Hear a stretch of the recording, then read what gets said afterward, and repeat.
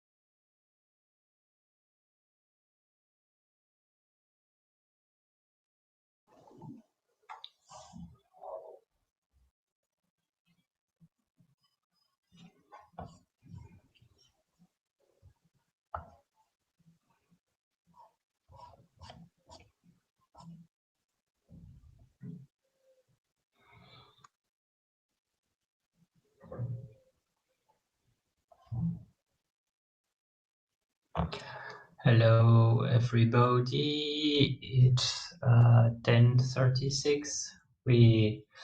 Maybe we'll start. For the minute keeping, are the minute taker of yesterday still ready to participate?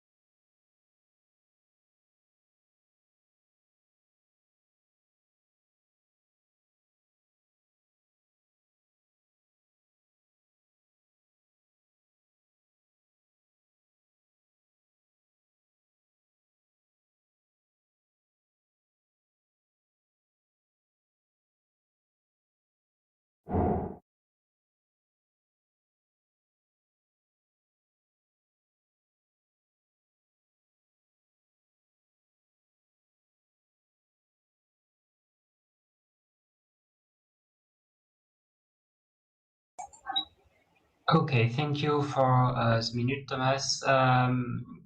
Please register yourself on the pad.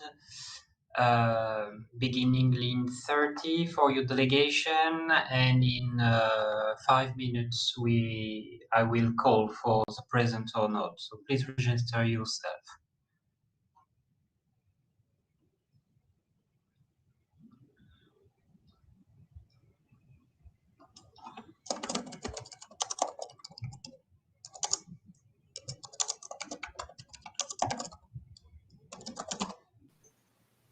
Well, to be honest, shouldn't we have a second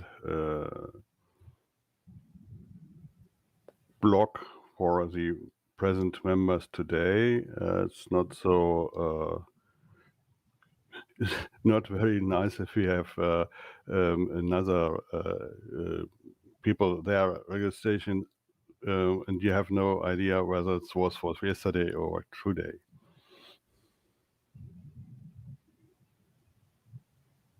So sorry, I didn't understand what you say. Yes, I know. We have from line 40 until line 59, we have the registration for yesterday. We should use a new block for today. Otherwise, we have no chance to decide what was yesterday and what is today. Thank you. Oh, so there is a new pad for today minutes. The link is in the chat. In which head of that counts this? In Matamos chat. It's the last message. No, sorry, Jitsi chat. It's the last message from Thomas. Nice to know. Thank you. So please register yourself. Thank you.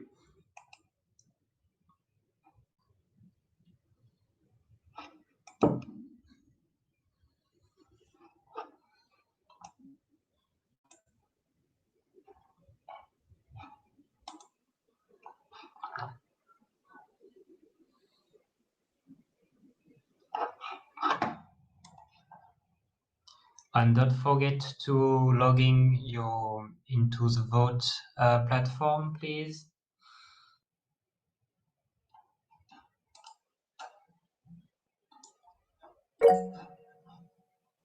Mikuláš? Just a question. There were some nominations made overnight, if I'm not mistaken, but they are not recorded in the wiki. Maybe the respective people shall ensure that it happens. Okay, so if you have made a new nomination for the board election later today, please check if your nomination are registered on the wiki. And if not, please proceed.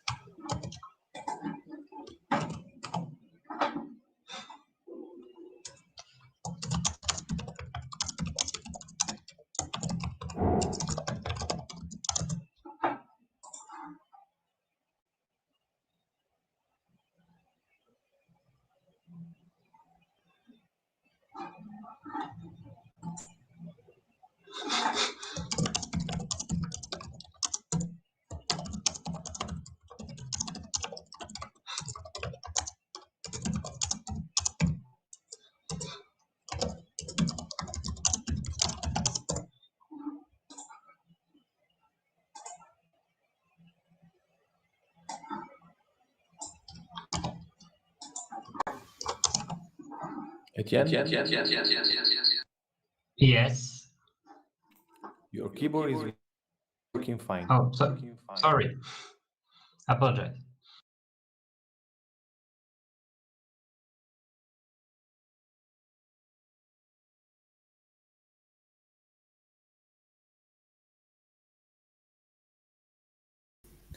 Hello, good morning. Just a remind. Sorry, where is the microphone? Here. Okay. Hello, good morning. Please, all delegates, connect to the website for the voting system and report any connectivity issue. Well, if you can connect with no problem, just write down in the chat that everything is okay from your side. We are having a little issue with one of the delegates.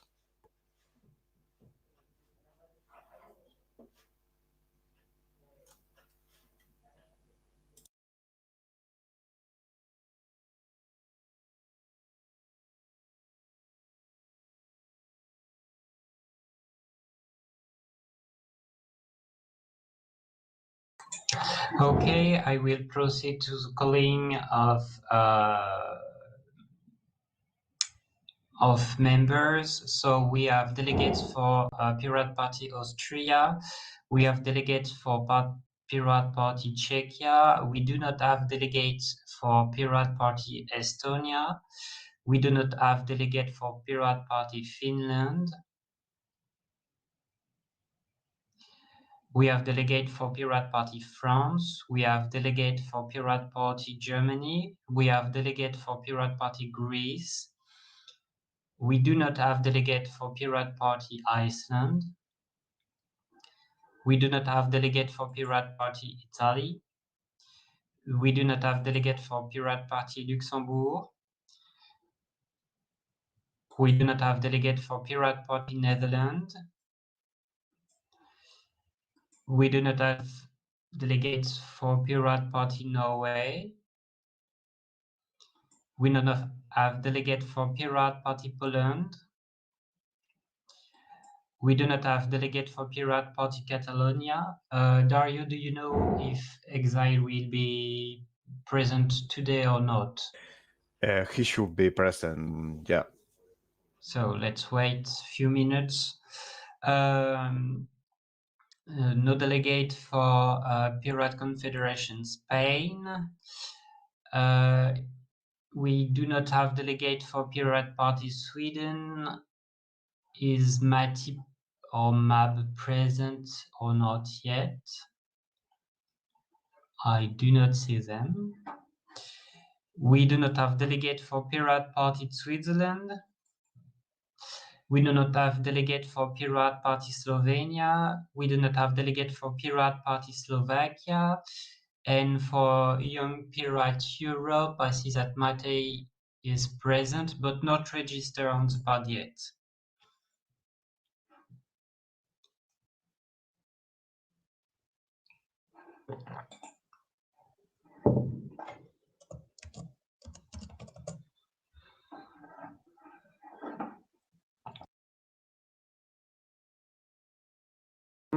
I didn't think I have any problem with that. So if I am not there, let me know.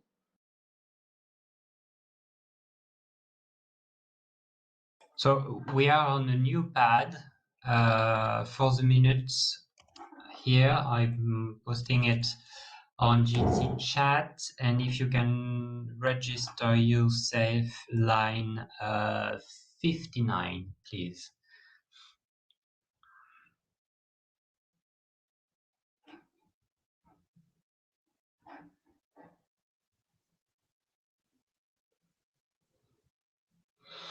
If there is anybody that can reach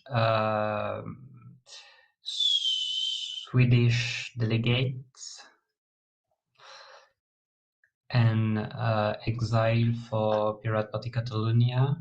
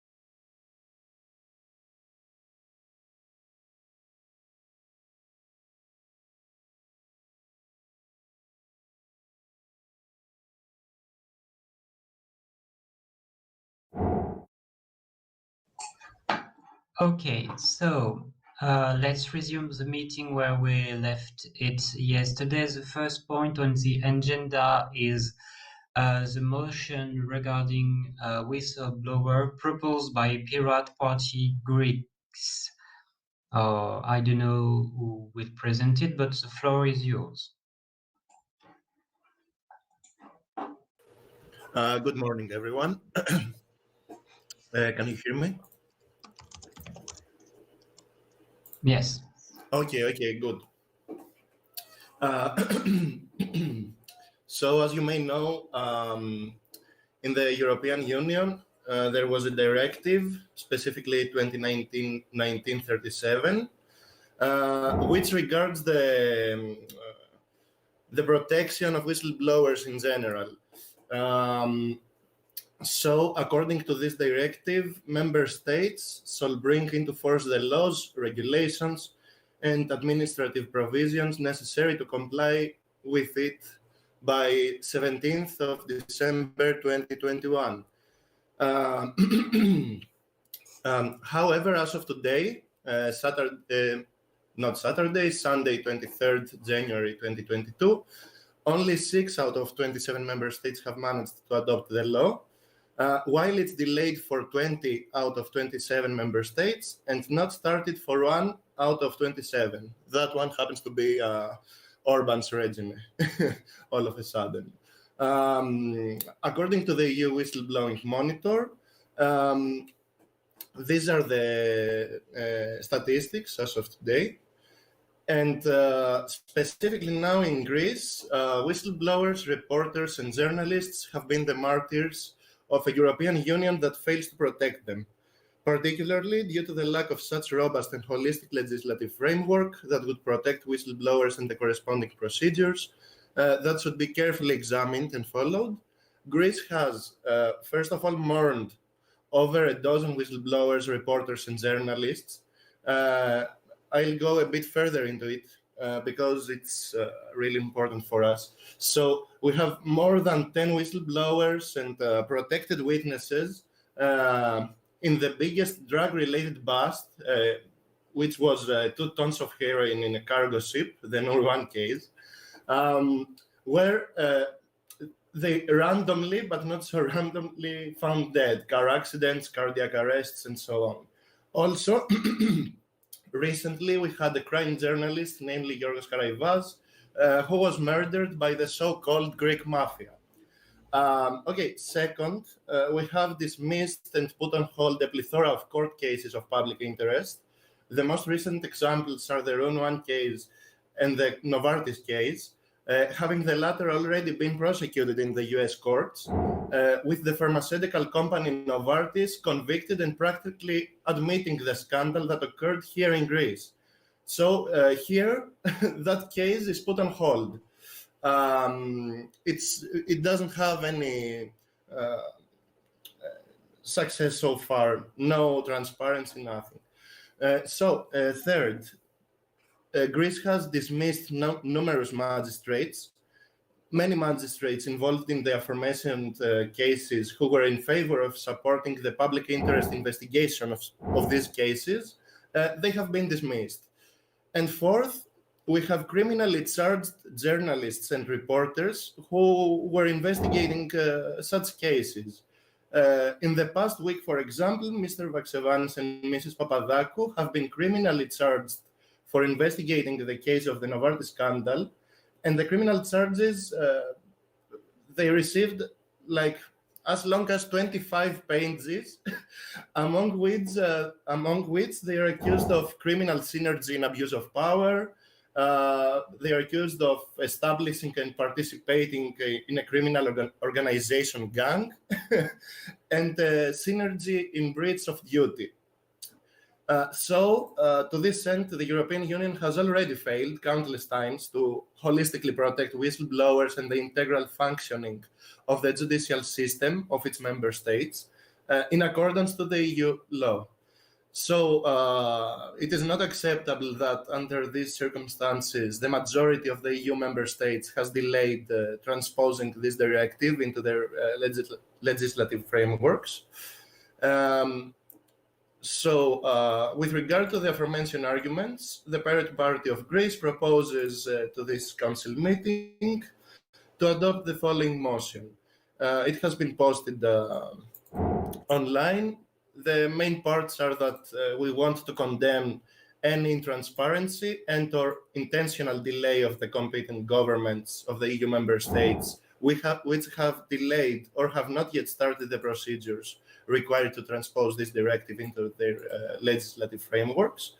And we will actively engage, if and however possible, in the procedures of the transposition and transitional period of Directive 2019-1937, pushing towards the direction of the immediate protection and holistic support of the whistleblowers institution. So that is the motion that we have submitted. If you want to ask anything.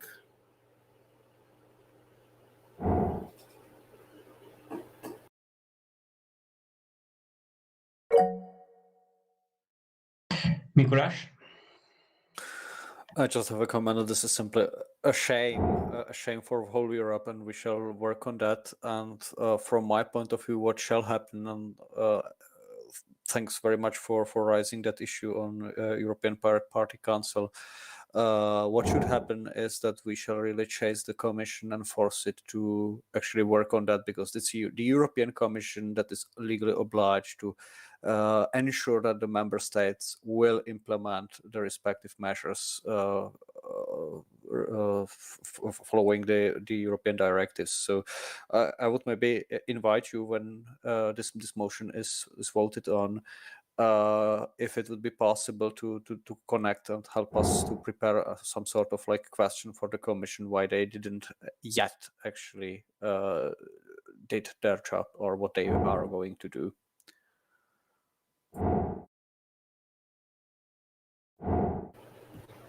Okay, sure. With whatever we have from our side, of course, we can provide it for the question.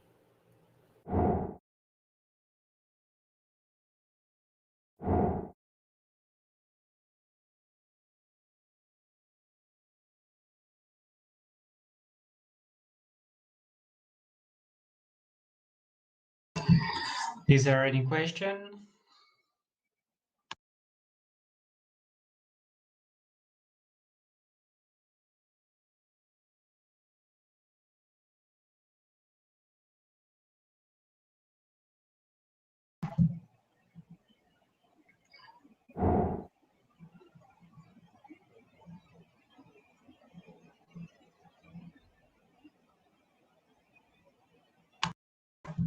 Last call for question.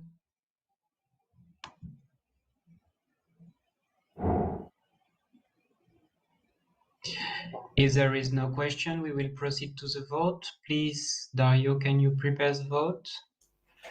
Sure, just a minute. I was just already doing that. Okay, so let's do the vote.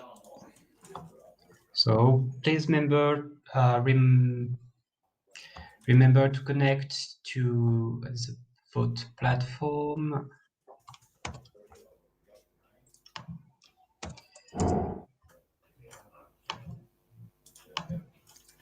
Okay, the vote is open, and also PPCat is going to connect right now.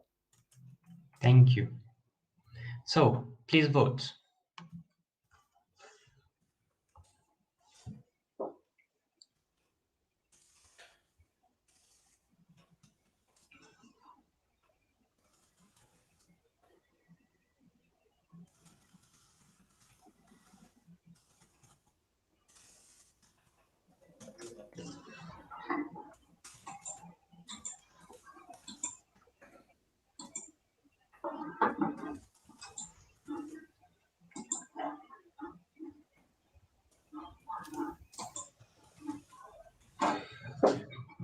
Okay, checking the votes. Just a second.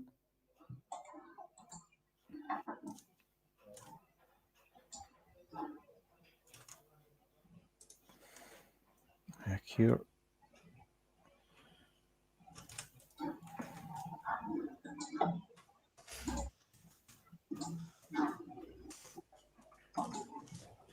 Okay, so we are missing the vote from Catalonia. Just allow me to help my own delegate because he's looking for the token. A moment, please.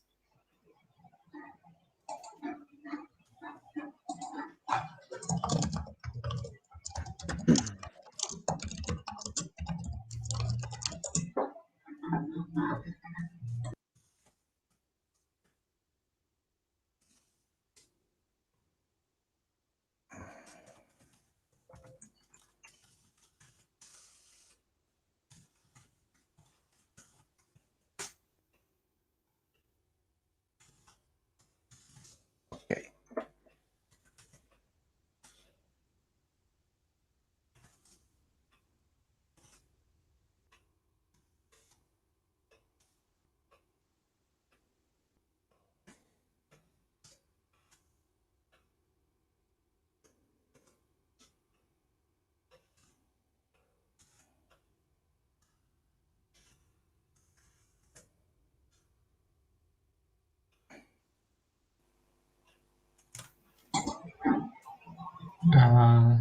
Yeah. Is it's good or? I'm waiting for Exile. He should be voting in a minute. I see it's connected.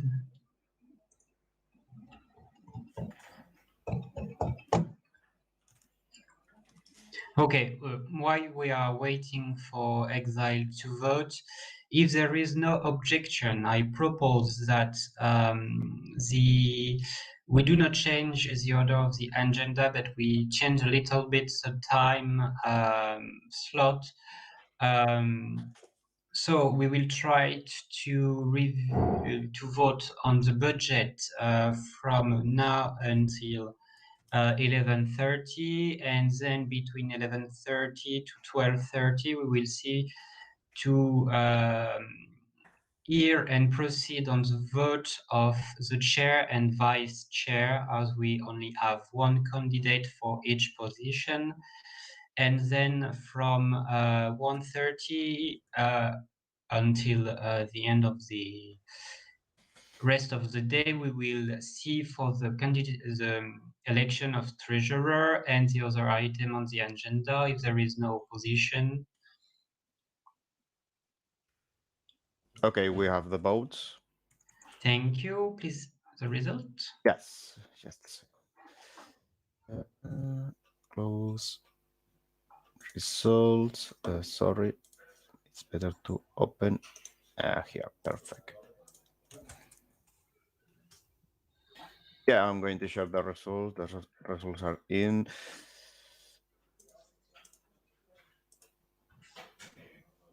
Here we go. 16 votes in favor of the motion. So the motion is header is passed. Congratulations. Thank you. The next item on the agenda is a presentation and vote on the budget. Bastian, you have the floor.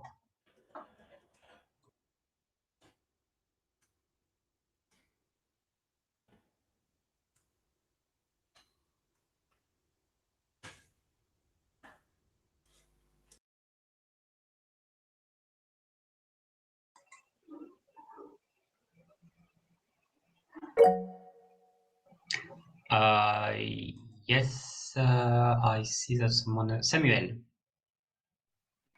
Good morning and thank you. I'm Samuel. I am delegate for the MEPs, and I think yesterday my colleague Nikki tried to submit a motion regarding nomination of Julian Assange for the Nobel Peace Prize. I'm not sure it's been presented and voted on yesterday, so I think it should have been on today's agenda. No, I don't remember that the motion was tabled somewhere. Alessandro? Yes, as far as I remember, your colleague was asking me if there is the chance to do it yesterday when I was chairing the meeting, but due to the lack of time that we had, it was almost 5 o'clock in the afternoon. I suggest to do it today. So you are perfectly right. It's my fault not to mention it before to Etienne, that probably couldn't remember because he wasn't chairing the meeting at the time. So there is still this motion to be presented and discussed today. I mean, thank you. Is the motion formalized somewhere? Do we have a written? I have it in writing. I can paste it into MetroMost if that's okay with you. Okay.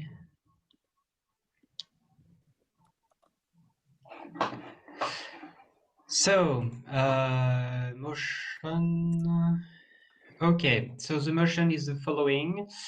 Nomination of Julian Assange for the Nobel Peace Prize. Whistleblowers serve as an important source of information in today's world, and they should not be prosecuted for publishing information. Oh, I will copy paste it on the GT chat, it will be faster. So Samuel, if you want to make a short presentation of it, please.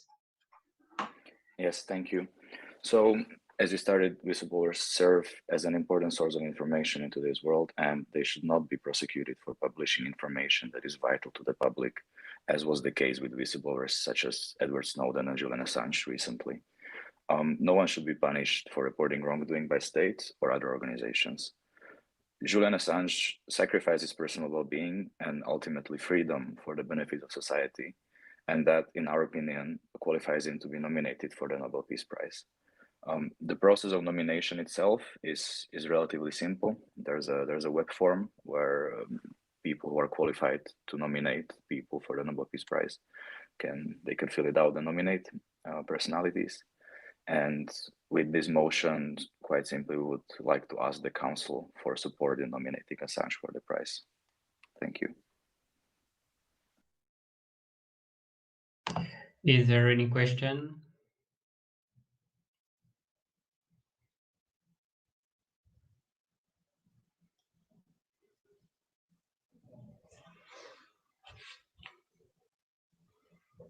If there is no question, we can proceed to the vote. Dario, please. Oh, yes. Dario, please, can you prepare the vote? Mikolas? Yeah, sure. Mikolas, for a question, maybe. Maybe just a comment from the MEP's position. We have kind of like tested what would be the support for such a motion, and obviously seems that our green friends are not going to support it. So I think it's our pirate obligation and responsibility to work on this issue, because seems that there we're really facing, let's say, reluctance from the other side. So we will be the drivers of this effort should it happen, and I think we should be proud of that.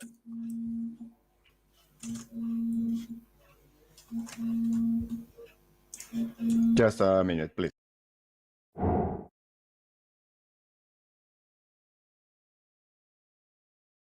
Mikolas, there is Alexandro is asking, he's not sure if he understood correctly. Does the European Parliament will support it or not?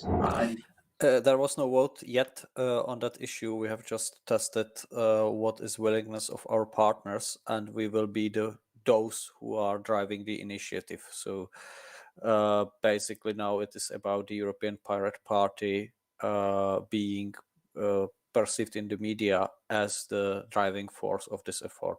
Just to let you know that we as pirates are working on that issue. But there was no vote so far. So Can we proceed with the vote, or should I wait for something? No, I think that if there is no other question, we can proceed to the vote. Please go ahead. The question is open.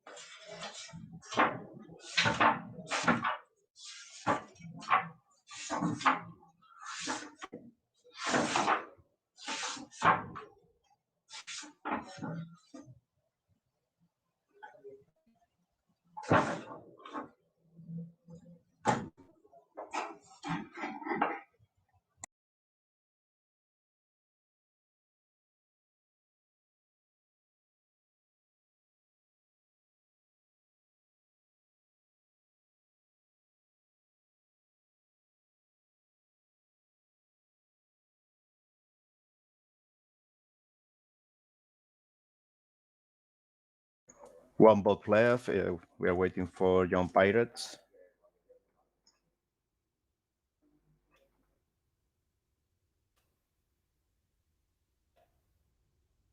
Okay, perfect. Closing the question. Close. Okay.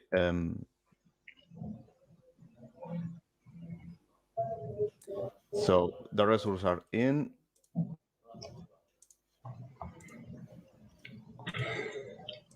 We have 14 votes for support of the nomination of Julian Assange and 3 abstentions.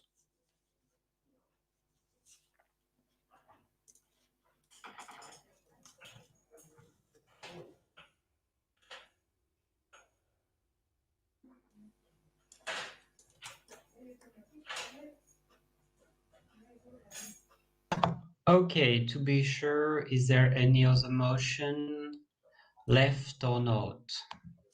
Now is the time.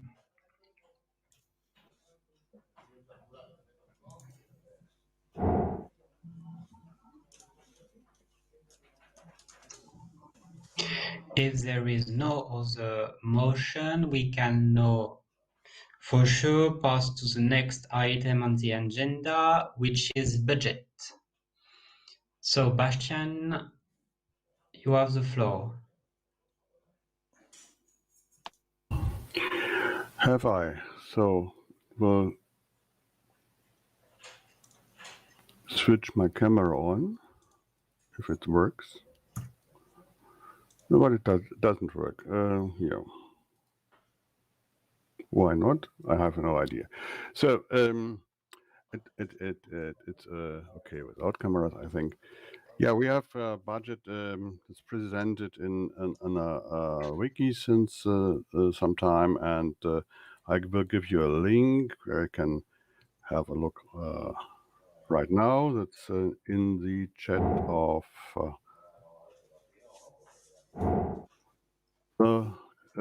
Jitsi. So we have 2 points. That's the income and the revenue. The income is very easily to calculate.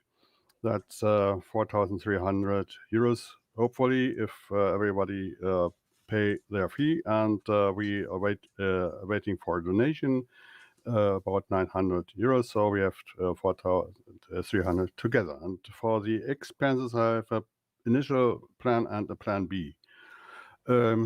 Yes, of course, I'm in favor of the initial plan, which is calculating some items. It's a server handling 300 and the server of PPEU with 447.03 and Germany 300. So we have the donation costs about 47.12 euros. That's tax stuff together 1,094.15. Office expense about 50 euros. Registration in Luxembourg is calculated with 100, and the lawyer for and the brands what we want to register last year already. It's together 1,090 euros, and so the legal costs 1,090. And we have I calculated some variable expenses. It's a council meeting 2022, maybe in presence. So I calculated 1,000. I calculate for conferences we have to offer maybe, or we have to support. It's 1,000. We have travel costs because nobody nobody press to pay it all of his own pocket. That's about 1,500. And the reaction reserve was 1,000. So we have events calculated with 4,500. That makes minus income of 2,535.15. That's a budget that can do something. It's not very, yeah, it's not a luxury budget, but can do something. And maybe who is disturbing, please mute yourself. Thank you. And I have a plan B, which calculates only the costs we have to exist, and that's altogether the same, except the variable costs. That's only the council meeting and a minor actions reserve meeting 1,950. So altogether we have a surplus of 15 euros.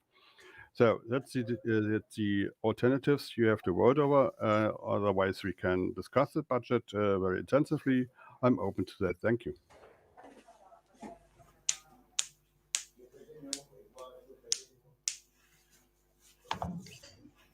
Dario, could you? Or I don't know, he's making noise. Please cut your mic. Is there any question on the budget? Questions?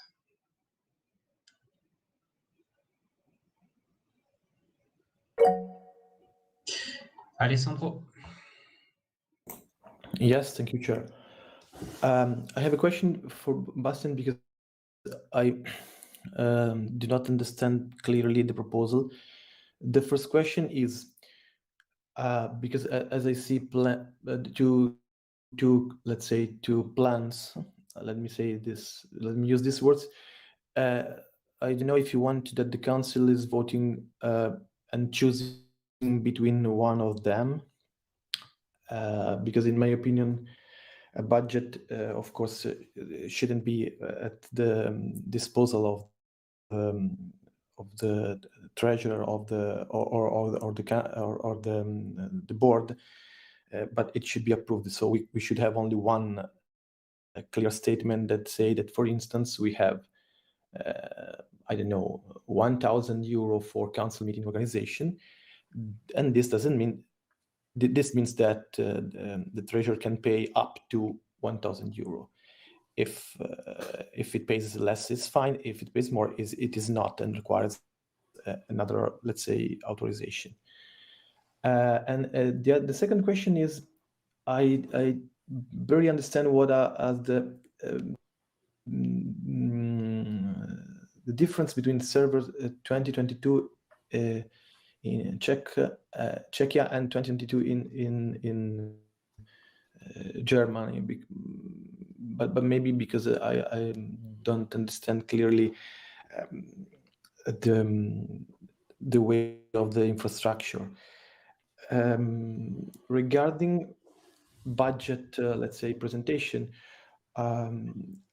it would be nice. I mean, my advice for the future is that, because this is a provisional budget, and we have several, let's say, items. For instance, I can see what is called fixed expenses. I guess it's flat expenses, right? Then maybe I don't understand correctly, but then we have finance, then we have legal, and something like events. So what I would propose for the future is that a budget is something that, of course, the treasurer has to fulfill and to prepare. But all these items should come from the respective, let's say, if not leaders, let me say group owners. For instance, I know that we have something like working group for media marketing. Also, we should have working group. I mean, we have working group for technical stuff. So each one of this group, in my opinion, should prepare a report to the treasurer asking for their needs, and maybe even not only to the treasurer but to the board itself before creating a new budget, and asking for needs. Needs were discussed, and then so that the treasurer could prepare a budget that is not on his head, on his mind, but it comes from, let's say, all the working groups that are working around the topics. Thank you. Should I answer first, or should the second guy speak first? I think that Samuel is hand raised from the previous point for you. Yes, good. So please answer, Bastian. Yeah, thank you. Several questions, easy answers. It's not the provisional budget, first point. Second point, if you listen, I said it's an alternative. That's the initial budget, which I prefer, and I have calculated also an alternative if you want to agree the initial budget. So the decision is very easy. Initial budget or alternative budget. And of course, it's very nice if we have if the treasurer has get some spirit from the finance working group. You are the speaker of the finance working group, Alessandro, but you stopped all the meetings, so we get no idea what the members are thinking, and I think it's the duty of the finance working group to collect it and present it. And I do my duty here to present a budget because we need a budget, and it's not a budget. It's in the I have to fulfill. It's no need to spend all the money. It's calculated. It's a budget, really, just a budget. And if I want to have more money as a treasurer, we have to discuss it in the board, maybe in the council meeting. So it's a plan, nothing else. And if you want to buy me or bind me to spend 1,000 euros for a council meeting, it's stupid. We have to pay for a council meeting what costs, and the budget is 1,000. And if as example, if the council meeting costs 100 euros, we will pay only 100, and we have the rest free, or for free to spend it in to go to another budget. So I think the scheme to use budgets, it's very easily over the world, and we did it in the past also. So I have no other comment to your saying, Alessandro. I think it's very clear to understand how this budget works, and you have to alternate. You can vote on it. Thank you.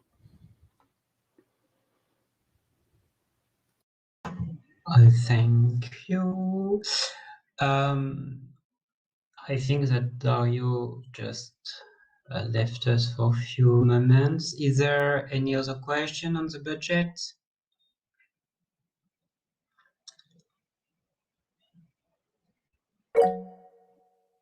Yes, Alessandro. And please, can we stay on the budget with the figures and so on? And please skip the part on personal comment on work of each other. Thank you.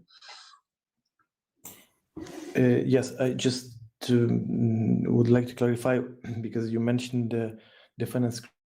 I mean, as far as I remember, because I was the proposer. I was proposing to one of the last council meeting a proposal. Let's say it was a finance regulation act, something like this, and the finance group basically has no the finance working group has literally no task, and it was not committed to do what is in the treasurer hands. I mean, I can clearly remember that when I was elected as treasurer in 2019 in Milan, because there were, for a strange situation, a lack of treasurers before. one of the things was to collect money from members and then prepare a budget that was never presented before. So we did in April 2020 for the very first time after a long time that we didn't have. So basically, this was in my opinion, the commitment of the treasurer. Then after it, we figured out that we need also some, let's say, regulation act in order to regulate donations, for instance. I can remember a long discussion with this topic, and that was the proposal of creating a finance group. I can remember that we had some meetings. You were present, maybe not to all of them, but certainly to the last one. We were only me and you. So I find it very unpleasant that you just point me out that I stopped the meeting and that's it. I can remember also Tian on that meeting and also some other pirates for the very first time. Unfortunately, we are all volunteer here, so probably if something not happened, I shouldn't blame anyone, including me, and of course include you. What I just suggest here is that I would do, for instance, I can remember that also the status ask the treasurer to have meetings with all parties treasurer. That's my opinion. It has never done, but I tried. I remember that I tried when I contact all the treasurers, and I gave you the email password for the treasurer email, so you will have everything there. I asked them for it because this is also part of participation. So I don't think this is a task for the finance working group. Maybe finance working group failed in order to prepare a good motion. That's why, for instance, all the council members did not see any motion prepared by the finance working group. But still, I stand to my previous positions. Thank you. Cédric. Hello. I've got some questions about the budget, so feel free to answer. I understand you, Bastian, about the council meeting at €1,000. If I understand well, you said that for you it is a bit silly to spend this kind of money. And I totally agree. In fact, I don't see here any decision leading to this kind of expense for this year. Normally, today, for example, this meeting is free of charge. The server is paid. This is fixed expenses, and we are all here, and there is no money spent for that. So why do we need in the next year or this year, because it's not started, do we need to spend this money? Because we can continue to do these meetings. We are about 30 persons here, and if maybe if someone or some people wants to make in real life meeting, maybe, and like other years, we ask for voluntary countries, voluntary pirate parties to participate, to organize. So in fact, I didn't understand this line on the budget. And it's very difficult to put €1,000 in a budget when the balance is very difficult to attain, in fact. So why and what is the decision to have some expense for the 2022 council meeting, in fact? Bastian, for the answer. Yeah, maybe. Thank you for your questions. There is a difference between a budget and a balance sheet. The balance sheet calculates or counts all the expenses and the income after it's made. The budget provides money for doing your duties and doing some things we need. And yes, would be very glad if we have a member of the European Party who would offer a meeting in real life and say we pay all the costs. Yes, I'm lucky, and then we have to have not to spend 1,000 euros. Maybe it costs 100 euros, maybe it costs 500 euros. Nobody knows it. But if we have no budget for a council meeting in presence, we can't do a council meeting in presence because we have no money for that. So that's easy, and therefore we calculate budgets. And it's not a fairy tale; it's a duty according to the financial laws, and it's a duty to according to our statutes that I have to prepare and to present a budget for the year 2022. I hope it's very clearly understandable. Thank you.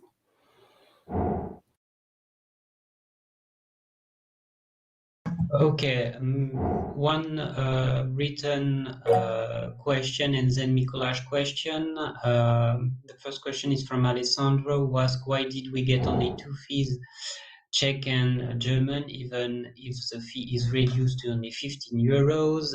And Mikola's, your question, and Bastian will answer the both question after. Yes, it's more in the line of command. I mean, like the budget itself, it's something like a permission from council to the board to spend the money over the year, because this is basically a way how to say to board, you can use this money over the time, and we don't need to assemble another council meeting just in order to approve the respective decision.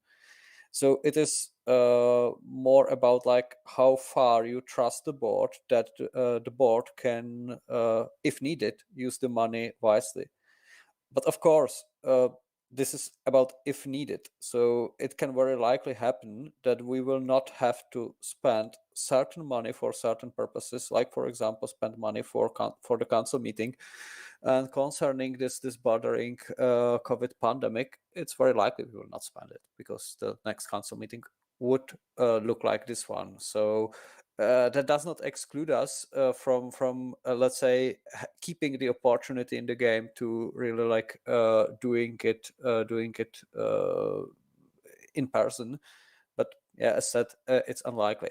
What I think is and should be understood in that context is that of course we are together today electing the board, and it would be great, especially if the people who have concerns about how the money will be spent would consider to give like full dedication to the board role should they be elected, so that they can actually keep an eye on what is going on with that respective money. I believe there will be rational discussion within the board, and the money will not be used unwisely should they be allocated.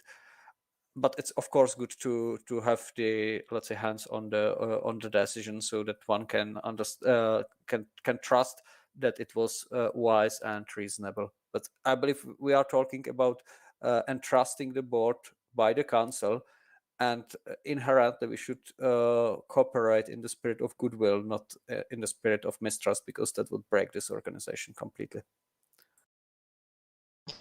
Thank you, Bastian, for last comment. Yeah, I looked for the mute button.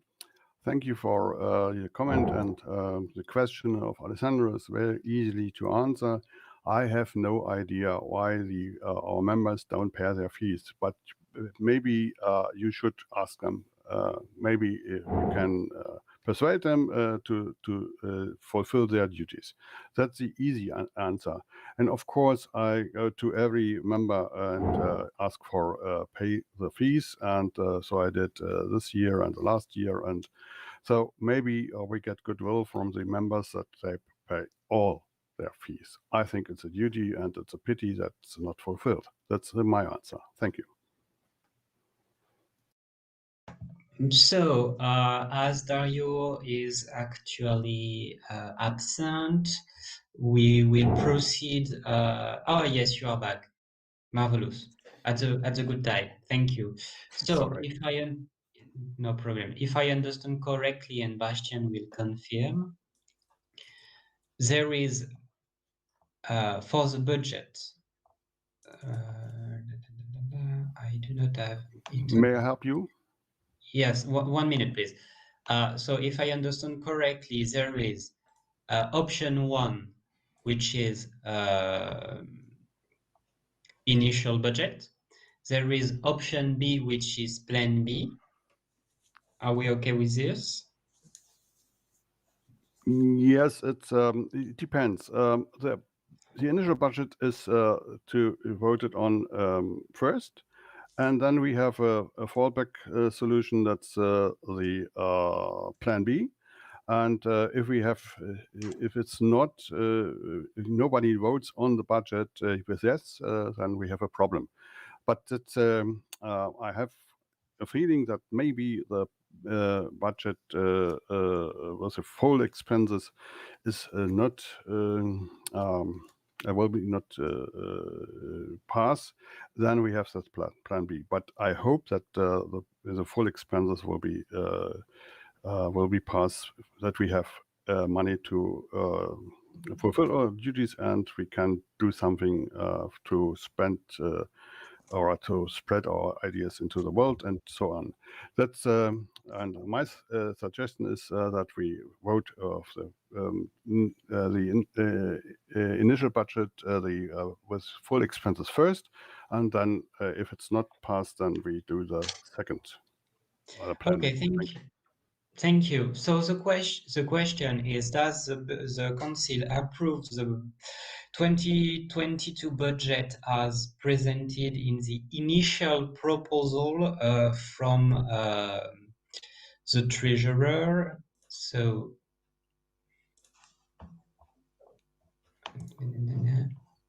Okay, so let's create the voting. yes, thank you.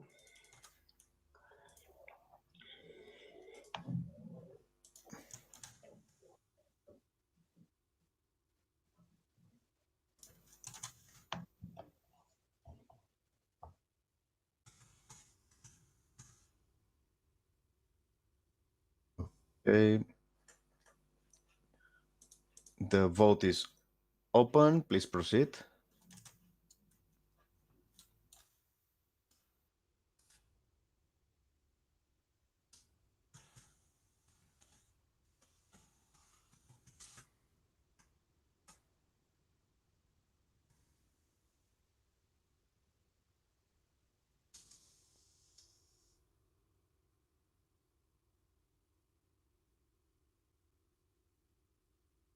Allow me to reconnect to the system so I can see the votes.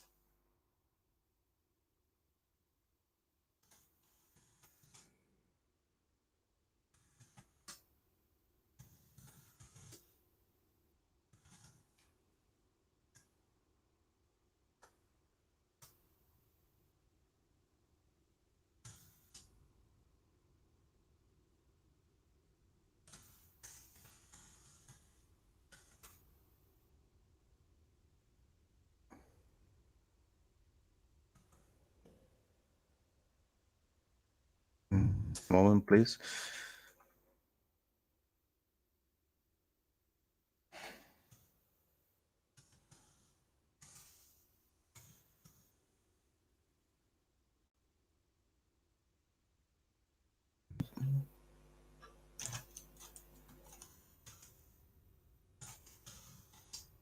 Okay, everybody voted.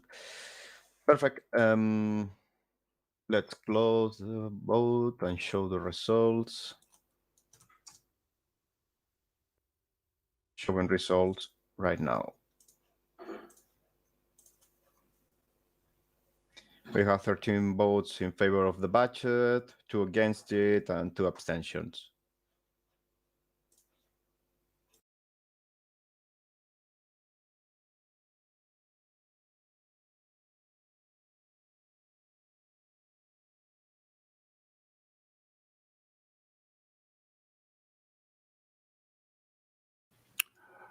Thank you.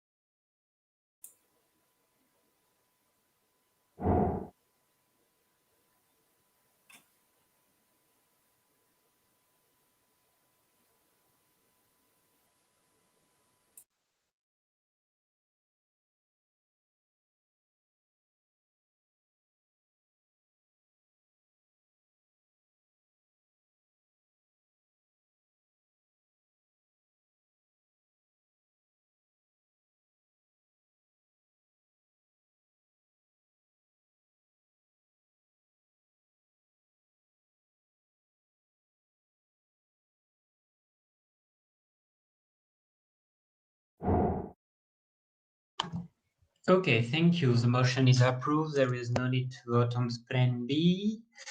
The next item on the agenda is the election of the chair. Is there any more nomination to be present?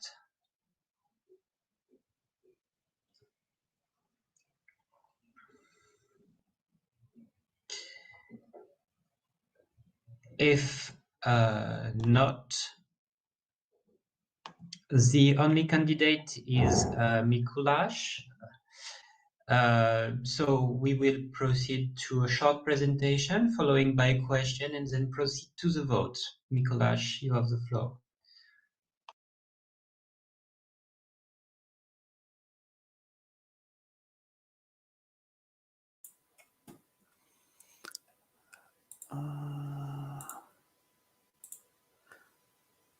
Okay, hello, good afternoon. I hope I will be. It will be able to see me also, but seems to be a bit troublesome. Okay, I'm sorry. I was betrayed by my camera, so I will have to talk like that. Thank you very much. I hope you are a little bit aware of myself. I mean, I have been working in the position since 2020, and I will try to, let's say, provide a little bit more continuity. The overall idea is more or less same as in the previous years, as we are not running for the European election. So the main task is to run the organization on the, let's say, administrative side, which had so far been quite often a challenge, concerning the fact that we are running all as volunteers. So it takes time. We are not paid for, and of course it is complicated to reach some of the administrative tasks, but I believe we will do, and we will do even better than we did in the past. So the main idea is to have this organization up and running financially, medially, politically fit for further development. I would like to continue the tasks that were previously discussed, mainly the party registration process and the second chamber, as discussed previously. To the work of the board, I'm really happy that we have managed to set up various working groups over the times over this election or the term of the previous board. So I would like to continue in that process, in the sense that the more can be delegated, the better, so that the tasks are distributed among the board members, and also the people from outside of the board are included into the process and can participate despite they are not officially elected, still can put hands on the work and participate, because we desperately need that. We can't work without support of volunteers and of our common members. That's not possible. It's of course necessary to admit that sometimes the board does political decisions over the time that have that they are by its nature have an impact of PR, or let's say the political perception. I think we have done that in the at least last 2 years in more or less balanced way, which means that we are covering the pirate core. We are talking about the things that formed pirate movement since 2006 until more or less now. I don't think we have quite expanded from that respective scope. So we are mainly reinforcing the existing things rather than trying to impose any policies on the member parties. And of course, we would like to deliver results for the voters. So it should be clear for each and every pirate party in Europe that you can always refer to pan-European active pirate movement that is working on the values or promoting the values we have promised since our beginning. And it's in practice delivering to the voters by means of pushing the European Commission, by means pushing the European Parliament, but also the member states, and talking really the most important pirate-related cases across Europe, so that you can really clearly show to your voters that there is an added value coming from the European Pirate Party. So that's the vision. I hope I have not disappointed you in the last years, and looking forward to stay for you in the next year. Thank you very much. Is there any question, comment on this nomination?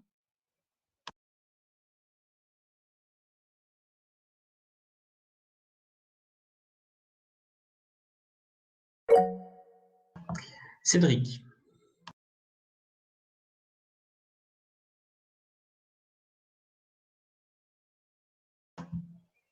Cédric. Yes, I thought I pushed the mute button, but it's my turn to fault myself. So yes, I said to you, Nicolas, thank you for the past year. And as you can see, there is nobody against you, so maybe you can be proud of you. And I wish you, maybe, no, the vote is not done yet, but next year with full work and pressure with the board.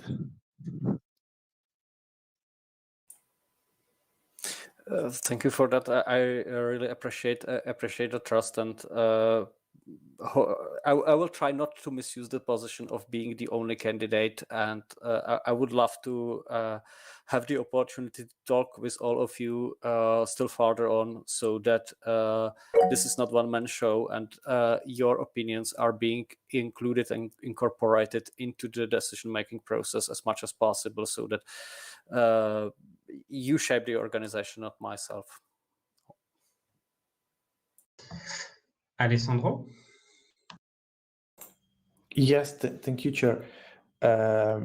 First of all, I would like to thank you for all the huge work that you have done during this year, starting from your first election in Milan. You remember, Mikuláš, and it was a pleasure working with you. Because as a board member, as a treasurer first, and then board member later, I saw how constantly you were involved into all meetings, all items. You know, it's true that it's not one-man band show, but of course leaders should lead by example, and you for sure did it. And I hope that you will continue, because to have the strength and to continue to have perseverance is very important. don't give up and continue to fight and to work for the pirate cause. Also, of course, it's important. You have also the opportunity to spread the pirate word into the European Parliament as an MEP elected.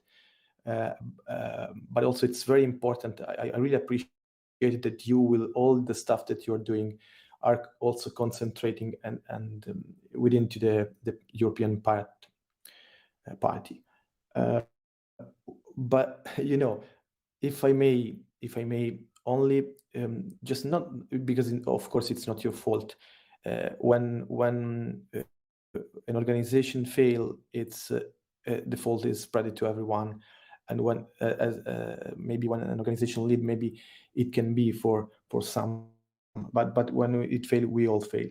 I just only would like to advise you, if you will be elected today, to take care about participation, because I saw that unfortunately participation is it was such incredible to say. Maybe also the pandemic situation didn't help for sure, but I was so proud of what we did all together, not us, because we organized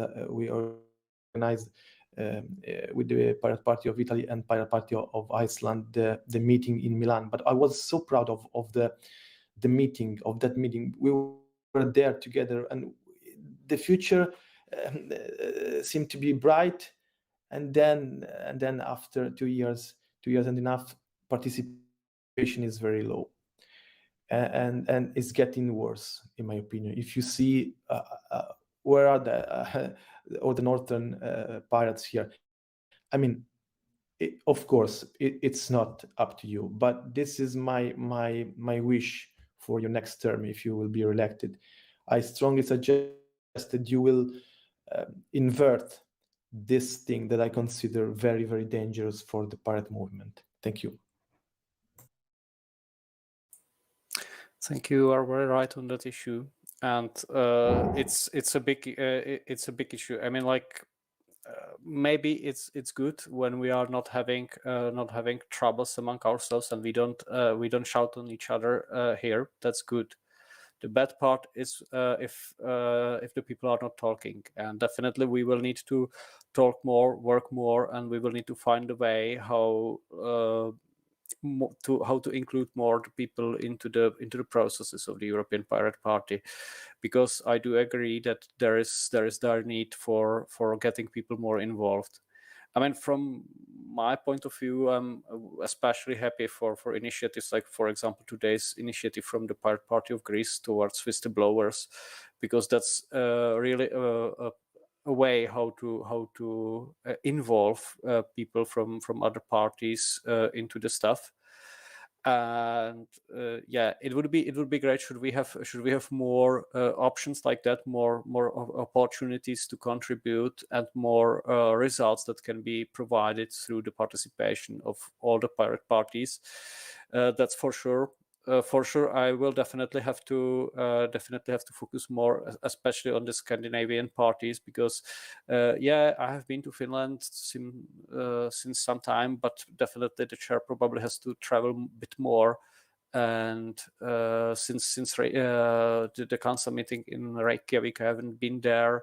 Yeah, I have been last year in Sweden to meet the young pirates of Sweden, but definitely there is more time. More need for traveling, and more need for encouraging the people. And if I may just have a wish here to the election, it would be good should there be vice chairs elected, let's say in full strength and ready. I'm afraid we have not yet 2 candidates, so it would be great should we have vice chairs who are not afraid to really take their part of the job, and represent the organization and drive it as well. I mean, like, there is no reason to be ashamed for. There is a pretty good reason to give more inputs over there. I believe we can manage together, and what applies for the vice chairs applies also for the treasurer and for the other board members. We all need to lead by example, and there is pretty huge space for everybody to actually participate, because we have a lot of work and not many people working, so there is definitely no reason to step on each other's toes, because we can manage together. There is a space for everybody to be really active. Thank you very much. Is there any other question or comment?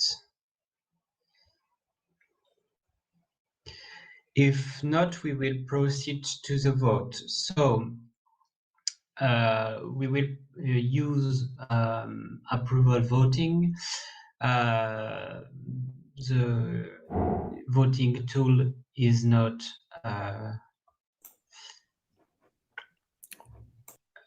able to manage it. Yes, Alessandro? Yes, so because Mikuláš is the only candidate, I would suggest to unanimously, I would propose to unanimously vote for his election. If there is any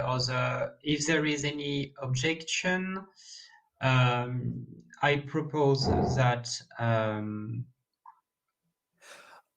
if I may ask, yes. would you mind to actually do the vote properly? I believe it should No. be each and everyone's opportunity to actually express satisfaction or dissatisfaction, and it's very legitimate to express dissatisfaction, and it's very reasonable to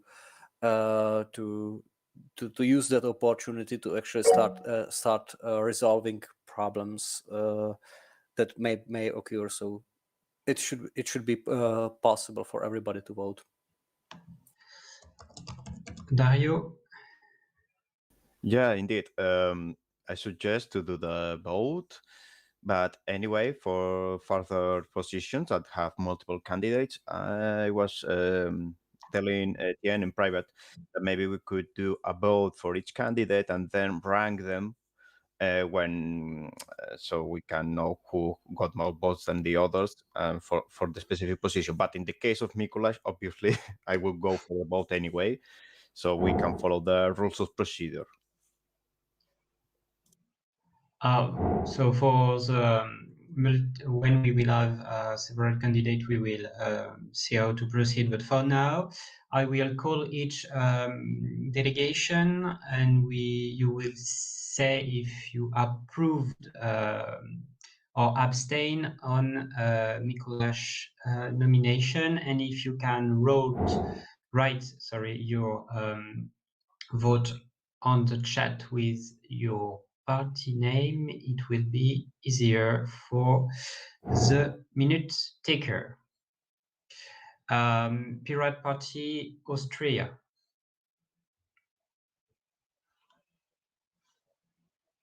Abstain. Pirate Party Czechia. 6 votes in favor. Pirate Party France. 1 vote in favor. Pirate Party Germany. 2 votes in favor. Pirate Party Greece. 1 vote in favor. Pirate Party Catalonia. 1 vote in favor. Young Pirate Europe.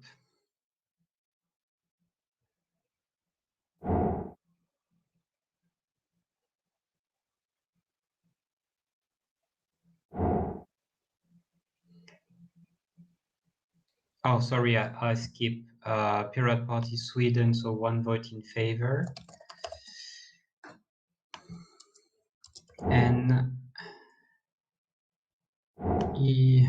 Young Pirate Europe.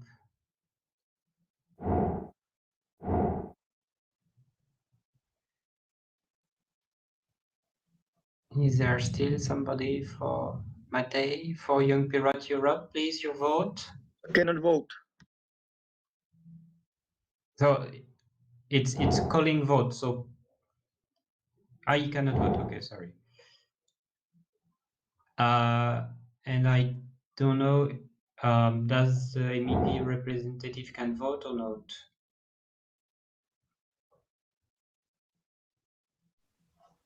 So You meant procedurally, or I don't know if there is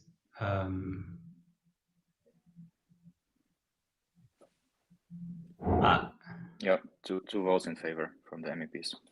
yes, thank you. And Young Pirate Europe.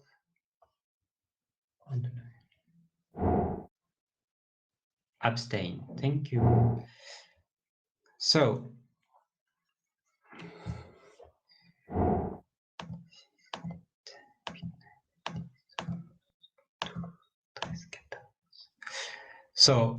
in favor 14, abstain 3, if I'm correct. So congratulations to Mikuláš for being re-elected as chair of yes, Lukáš?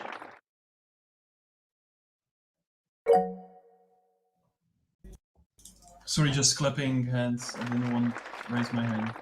Okay, Mikuláš? Thank you very much for all the support, and looking forward to further cooperate. And do not hesitate to contact me, and would gladly work with you together to actually improve this organization and improve the international pirate performance at all. Thank you so much.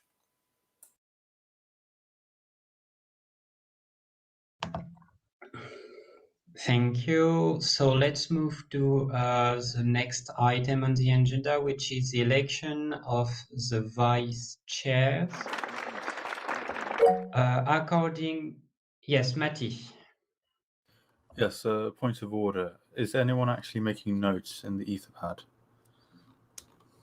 of the meeting? Yes, but we are on a separate pad from yesterday. So I see. I copy paste the link on the chat. So I was saying we are moving to the election of the vice chairpersons. We only have one nomination. Is there any more nomination or not?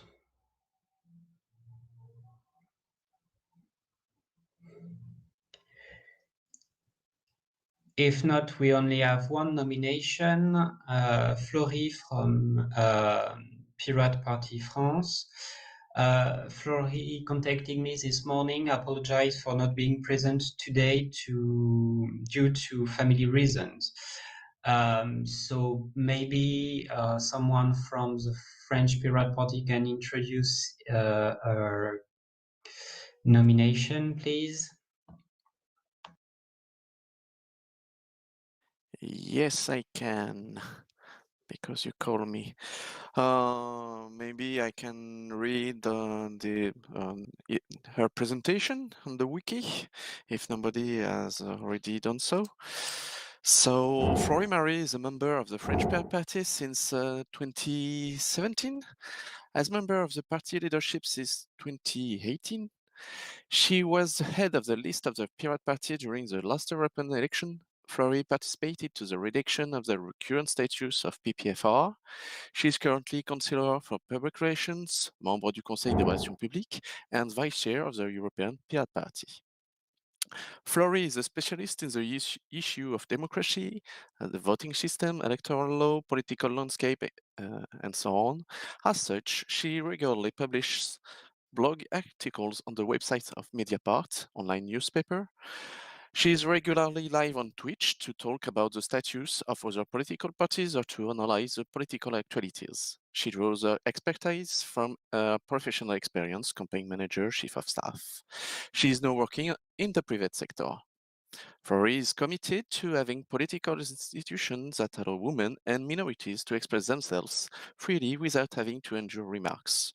Her experience with sexism in The political world has strengthened a desire to create safe political spaces and to show that anyone can get involved in politics without fear of having to hear comments about their gender, their appearance, and just being there to discuss politics. Thank you.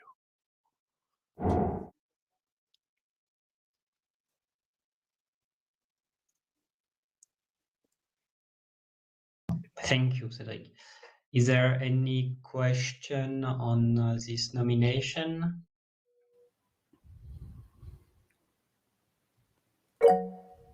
Bastian. Yes, it's a technical comment.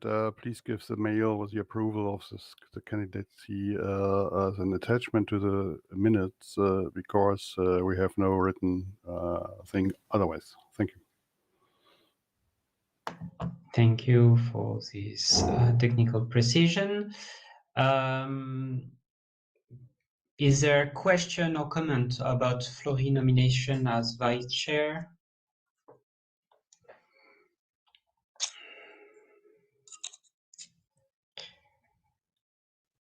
So we will now proceed to the vote. We will proceed as for Mikuláš. So I will call each party one by one. Please cast your vote approved or abstain. Pirate Party Austria. Yes, one vote. Pirate Party Czechia. Yes, 6 votes in favor. Pirate Party France. 1 vote in favor. Pirate Party Germany.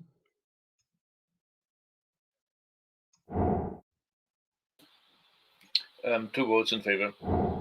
No, one, sorry. 2 votes in favor, sorry. Pirate Party Greece. 1 vote in favor. Pirate Party Catalonia. Pirate Party Catalonia abstains. Pirate Party Sweden. 1 vote in favor. Young Pirate Europe. 2 votes in favor. MEPs. 2 votes in favor. All votes have been cast. So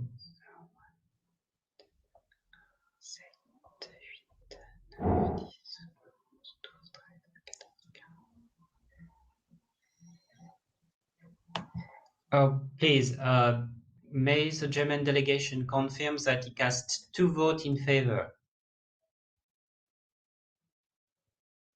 and not 1? Yes. 2? We do have 2 votes. Okay, thank you.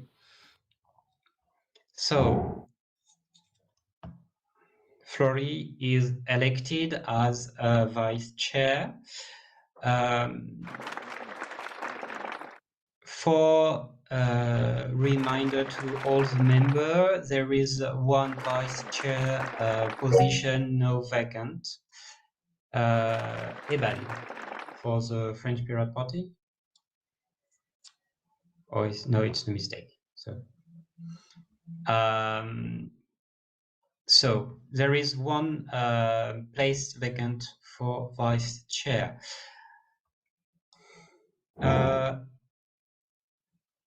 As announced before, as we have 2 candidates for the position of treasurer and it's already 10 past 12, I propose that we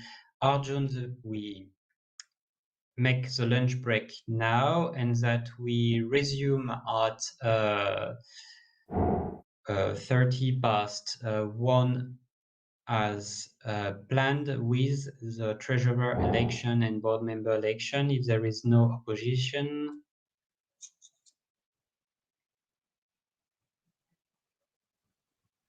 And if there is no opposition, maybe that Mikuláš can chair the rest of the meeting for the afternoon, as Alessandro and myself are nominated for position on the board. If you don't mind to step in, Mikuláš, for the rest of the day. I will gladly do that. So could you please state what exactly time shall I take over the meeting and start it?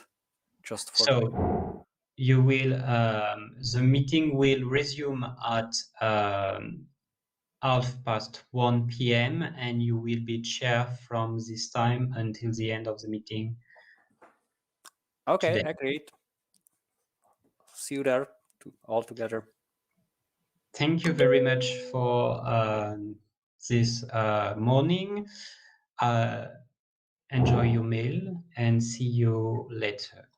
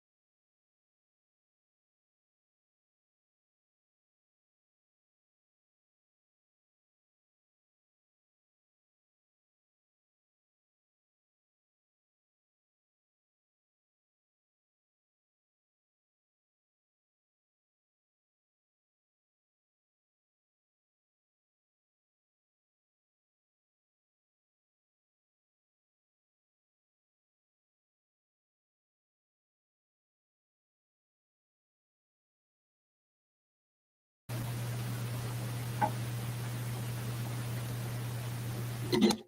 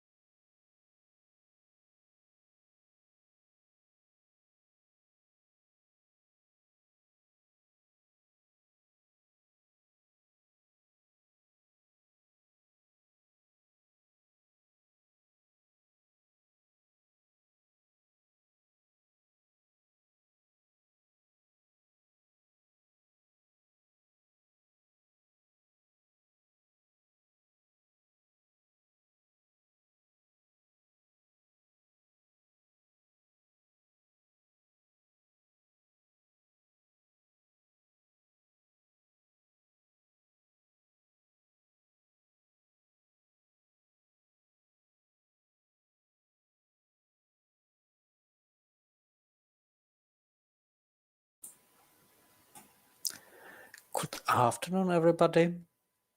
I hope you have already had your lunch, and as announced, it's 1:30, and I'm supposed to chair this meeting, so I'm starting with prolongation of our board election. As we have before the lunch elected only one vice chair, and I see a nomination being delivered for the vice chair to the board email. There is a nomination from Czech Pirate Party for Alessandra Ciofini as the vice chair.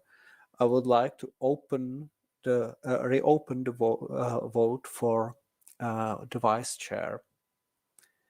May I ask the nominees to actually submit the respective nomination to the wiki, and also for the introduction of the candidates? And if there are any more nominations I should be aware of, please deliver that with the dedicated channels.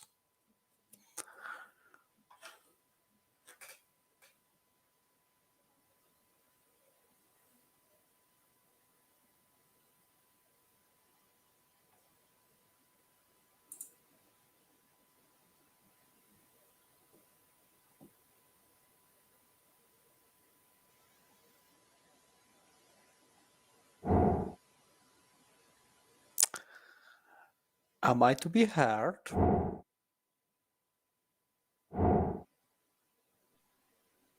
We can hear you. That's wonderful. So I would like to ask Alessandro Ciofini for presentation of his candidacy.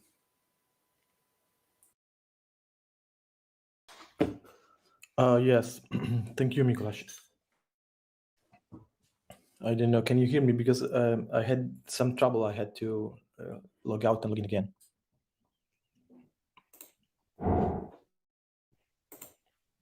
Okay, thank you, Peter.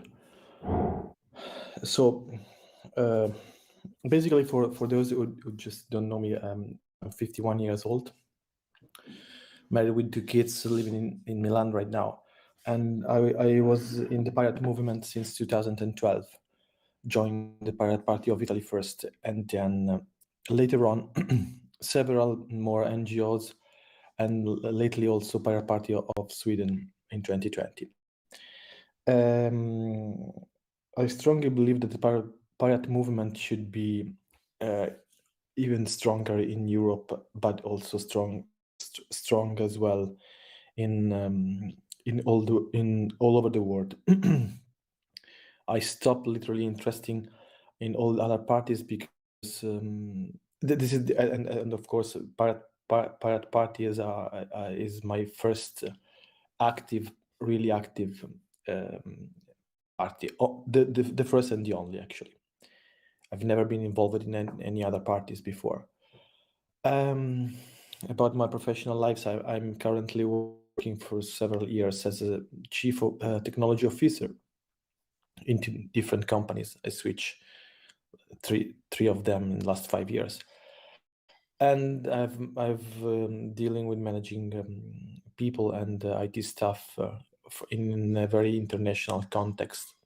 This means that I have all on a daily basis international colleagues, teammates, and so on. That makes that is the most lovely part of my job, because I do strongly believe that international cooperation helps everyone to move forward and to continuously improve ourselves without losing our beliefs, our roots. So it's always a balance. Grow up from a source that is our own country, but grow up in a very open-minded and international environment and context, because I consider myself, even if I'm Italian, a world citizen, and even more than planet Earth citizen, a universe citizen, let's say. So I would be glad someday that my kids or their sons go to Mars or whenever, and wherever. I accepted this nomination. Just not to fill a vacant position, but because I strongly believe in participation, and I would love to have a full board, completely full board, and not just a vacant position or just a few board members, not because we are working only on a voluntary basis and more hands are always appreciated, but because more people means different culture in.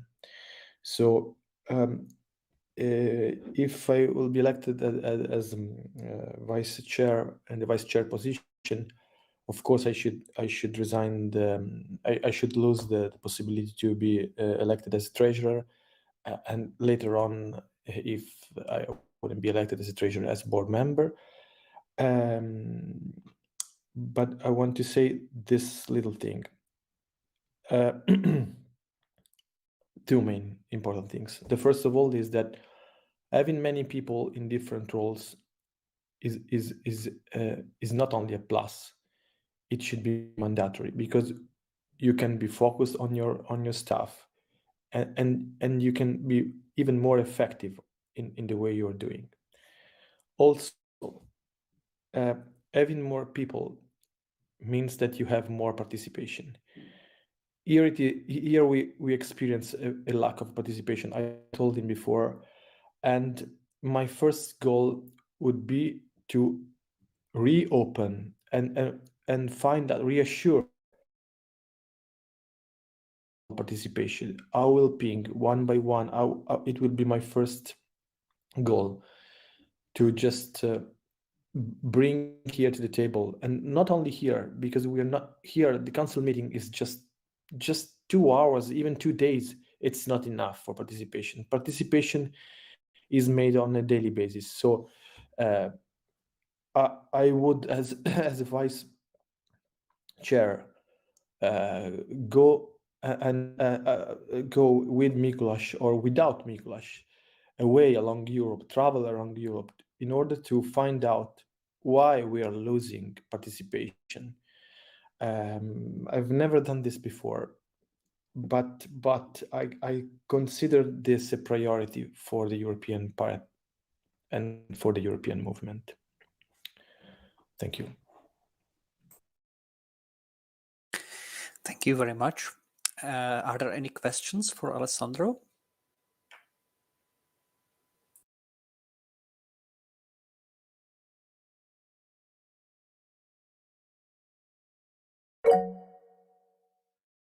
I see hand risen from Matti. Please speak. Thank you. Yes, my question is regarding this last point you made regarding the decreased amount of participation over the years. I was wondering if you have any theories yourself going into this. Thank you.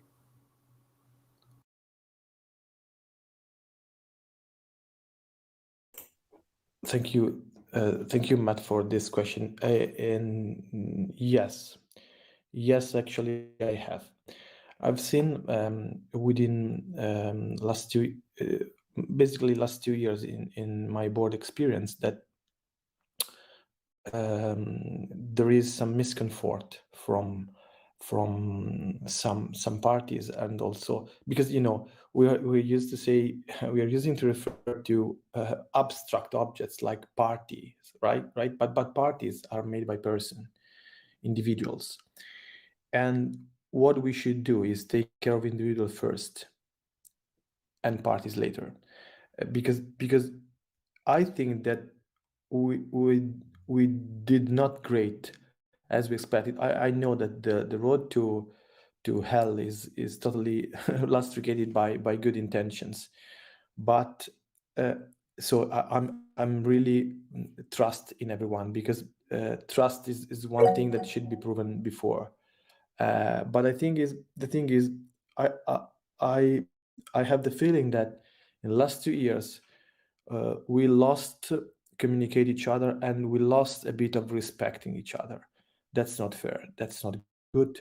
Maybe me myself was part of the problem, but I think that every one of us, every one of the members should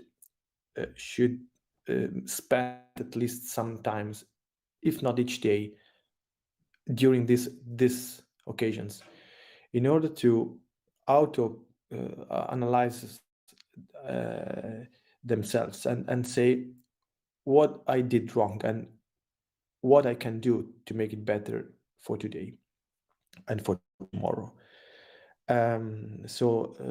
Also probably there are many other political and geographical reasons. Miklos mentioned before that the northern part of Europe is far away from the southern. Yes, Europe is literally a huge country, and divided by countries actually. So it's not really a country, it's really divided by countries. So we have, it's not like Russia or even United States that is federated, but they have strong feelings of being one nation. We should listen each other more, and we should talk each other more, and we should respect, in my opinion, each other more. There, I saw on Mattermost chats and also sometimes in board meetings that we lost somehow the way, and we also, when we lost the way, the first thing that happened that we lost people. For instance, here I can see no Icelandics delegate, and it's, I was in Reykjavik too. It was my first experience as an international delegate. I was there and I saw the warmest atmosphere ever. So why are they not here? I can't believe that. Why are not here for other, let's say, like Luxembourgish party, or they have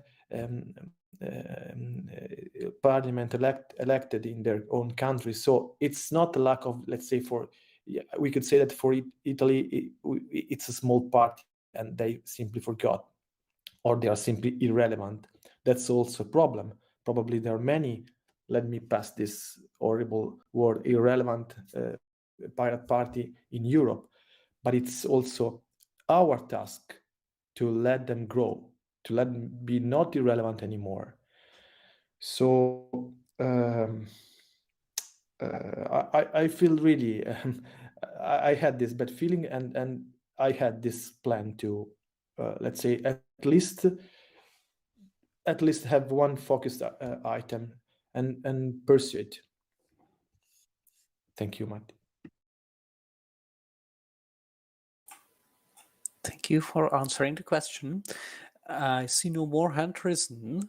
So as there are no other nominations, if I'm not mistaken, I would like to proceed to the vote in the same way as it was done with the previous vice chair and the chair. So party by party. Are we ready to do so, Dario? See hand risen from Matti. Yes, I'd just like to mention that PP Finland have joined now, so they should be a part of the roll call. Thank you. Wonderful. Please record that to the minutes and count that for the scrutiny. Still see no Dario here. Yep. Sorry, I was sending the token to the Finland delegate. So we are going to vote how many candidatures. Sorry, I was late. There is only one candidate for the vacant position of the vice chair, which is Alessandro Ciofini from Pirate Party of Sweden, nominated by the Czech Pirate Party. Okay, so do you want to do a roll call like before, or do you want to use the tool? Because before we didn't use the tool. As we have only one candidate, I believe we can do the same procedure as we did previously. Well, previously we did a roll call. Exactly. Okay. If you want, I can call the delegates. Okay. So let's start with Pirate Party of Austria. Yes, one vote. Czechia. Pirate Party of Czechia. Yeah, sorry, couldn't find my tab. Yes, 6 votes in favor. Okay, cool. Just making sure. Okay, somebody's working on the minutes. Thank you. Pirate Party of Finland. Yes, present. Okay. Do you cast? Can you cast a vote? We are not using the tool right now. Oh, okay. Yeah. So this was the vice chair. Yep. Yeah. 4. Okay. Thank you. Pirate Party of France. 1 vote in favor. Thank you. Pirate Party of Germany. 2 votes in favor. Thank you. Pirate Party of Greece. 1 vote in favor. Thank you. Pirate Party of Catalonia. the vote of the Catalan Pirate Party is 1 vote in favor. Thank you. Pirate Party of Sweden. 1 vote in favor. Thanks. Young Pirates of Europe.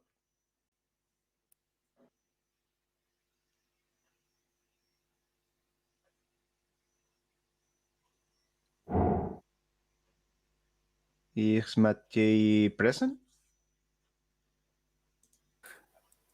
Okay, on the chat. Okay, 2 votes for approval. Okay, perfect. Thank you. And the last one, the pirate delegation in Brussels, the MIPS. 2 votes in favor.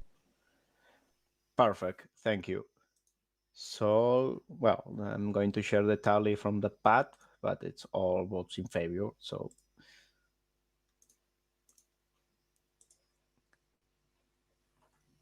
congratulations, Alessandro, for the landslide.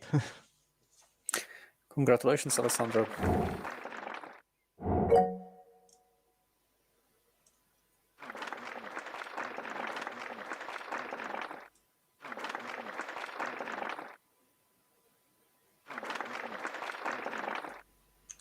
So, can we proceed with the next item?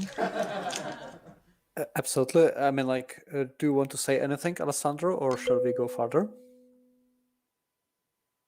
No, I think I spoke enough, and I don't want to waste your time, but I would like to say thank you. Thank you, everybody. I would try, literally, if this pandemic situation permits, allows me to travel all over Europe with or without our chair, our president. Thank you very much. Looking forward to do so. And hence, I would like to proceed to the vote of treasurer. As Alessandro was elected as the vice chairperson, the nomination is no longer valid. So we have one candidate, which is Sebastian Krone. May I ask you for introduce your candidacy? Sebastian, stage is yours.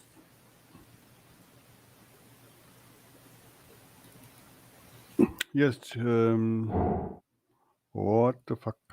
Ah, here I'm. Yeah. Thank you. I will make it very brief because we have a lack of time and we have a lot of things to do.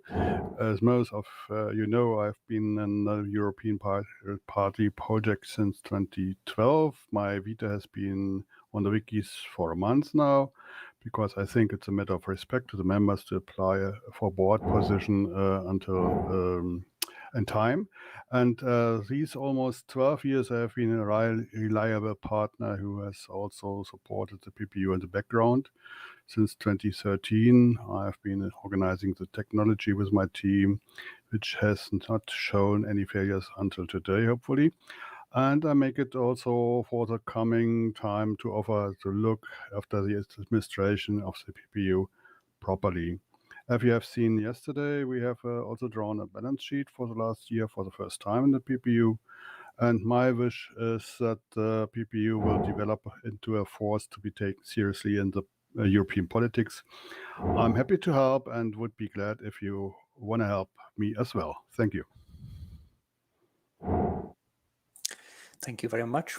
Are there any questions for Bastian regarding the candidacy?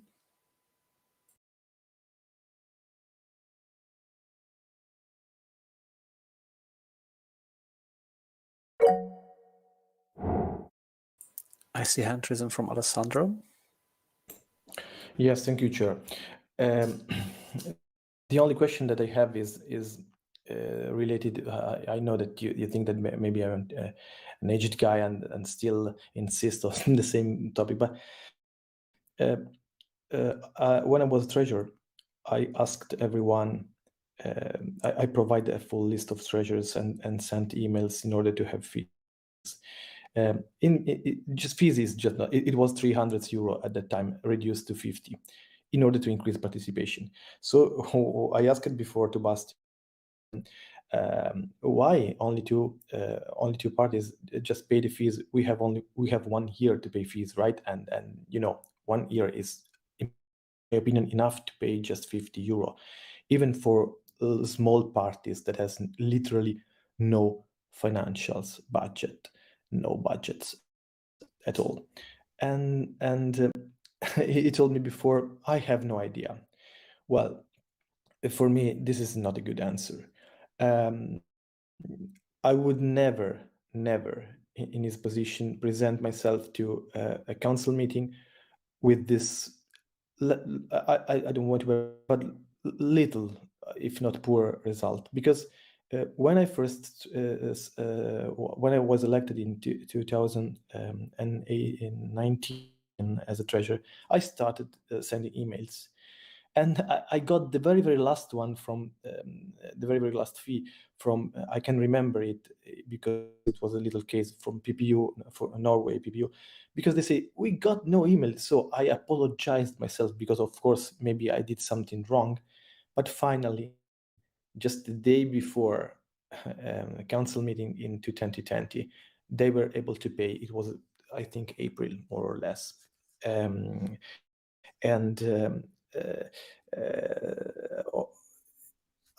think that it's not only a question of following money and asking for money. It's also a question of participation, because if you ping them, they are people. They are every treasurer. Even if I saw by myself that maybe some party had no treasurer because they were so small that they had only one representative, legal representative. But it's a way to establish a connection. I failed to continue in this way as a treasurer and to have a continuous connection with all the treasurers. But in my opinion, this is also mandatory and a good way to be a good treasurer. Thank you.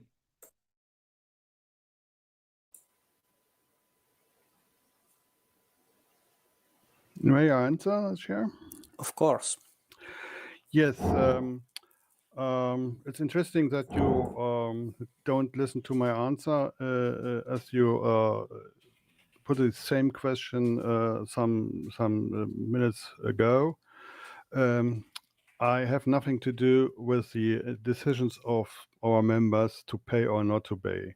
I can ask them, and I can send invoices, and I can send emails. And you can believe me, I am a good contact to our members. We have some working groups also, and I did a lot of things in my last term of office. And I think it's not a good style to begin your presidency in this moment with those accuses. Maybe you should ask yourself whether it's a good idea. I will do my best for the future.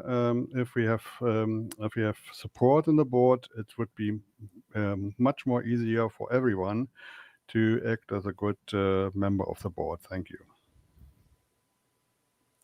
Thank you very much. I believe we will all together work within this organization over the whole year.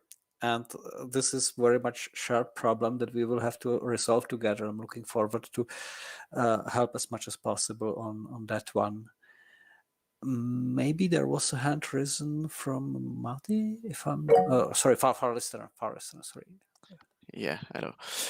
This is not really a question for Bastian, but for Bastian and Alessandro, because they are fighting each other about something that it's a bit annoying. If I understand carefully, there is only 2 countries that pay their fees. Am I understanding right? Yes, unfortunately, it's the case so far. Okay, so I've got a problem, in fact, because I know a bit how the PPFR is constructed and how we decide some things, and maybe we missed the call or something like that. So if we receive the call, I apologize because we want to pay our fees into PPEU. So sorry, and if we don't have the call, it's maybe a problem. So, and for the rest, there is no there is nobody to insist on pay our fees. So sorry about that, but we will pay on the call. So sorry for that, but stop fighting for that. We need to reach the fees, but yeah, we need money. This is a sure thing, but we need to find a way to pay and to yes. This is really annoying. In fact, really annoying. Thank you for that contribution. I absolutely admit this is annoying, and I will take as my responsibility as a chairperson to also push for this issue to be resolved so that the whole board will work together to secure the financing of this organization.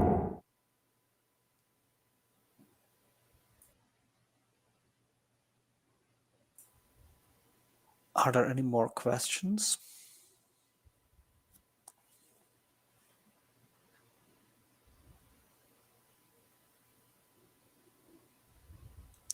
I don't think so. So I would like to go, as we have only one candidate, for the same type of roll call vote as we had previously. Okay. So let's start. Just a moment, please. Oh, I lost the pad.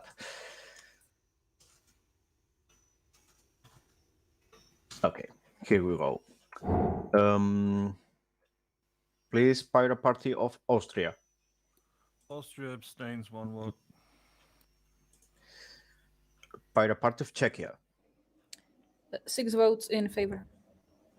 Pirate Party of Finland.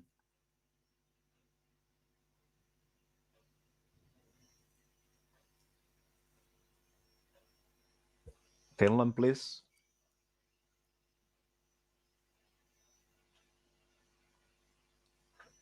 If not, maybe she wrote in the chat.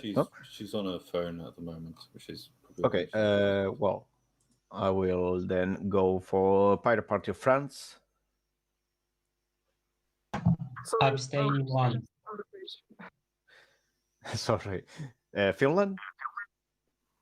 Yeah, apologies. So this is the treasurer vote. Yes. Pirate Party of Finland abstains. Okay. Pirate Party of Germany. 2 votes in favor. Pirate Party of Greece. 1 vote in favor. Pirate Party of Catalonia. The vote of the Catalan Pirate Party is 1 vote in favor. Pirate Party of Sweden. 1 vote abstaining. Young Pirates of Europe. 2 votes in favor. Let me check if the let me not take care is doing a great job. Thank you. And the MIPS. 2 votes in favor. Thank you very much. So let's see the pad.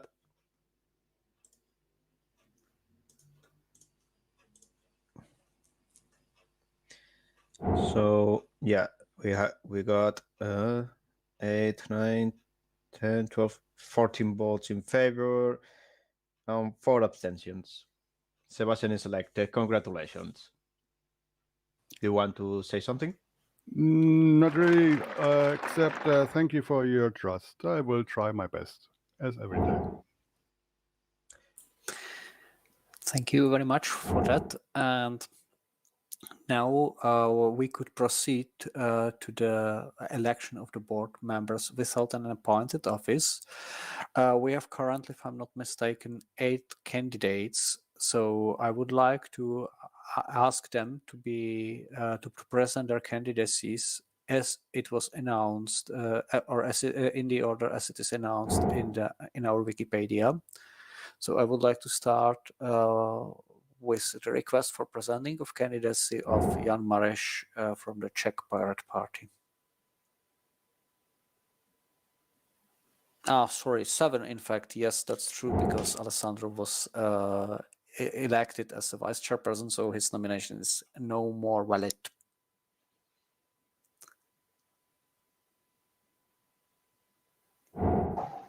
Okay, can anyone hear me? Or everyone? Yes, please speak. Okay, I can maybe turn on my camera. So hopefully most of you know me already from somewhere, from the board, from the last council, or from anywhere else. I've been member of the board for a year and a half, which is maybe a strange period because I had been appointed to the penultimate board, basically during its period, because my predecessor had resigned from the board. So I sort of jumped in, and or to be honest, I only started doing some useful stuff only after I got elected for a full term at the last council. And what my agenda in the PPEU are two things. The first one is the party registration and let's say collecting new partner parties, which has been going well, I would say, or at least it's not this agenda has not stalled. It's still going on. And as you've seen yesterday, we've already had our first success with MKKP, which weirdly enough, we didn't have to do much for. I mean, I've personally been maintaining relationships between the Czech Pirates and MKKP for a few years, but we thought that MKKP is, let's say, tier 2 or tier 3 of the possible partner parties. So we thought maybe we'll contact them officially, I don't know, sometimes in summer or at some later point. So it was a pleasant surprise that they actually wanted to become members themselves. So we've already had our first observer member from a non-pirate party with a relatively, let's say, 50-50% chance that they might get into national parliament and so contribute to the number of parties with national mandates that we need. So that's already one success, even though it wasn't planned this way.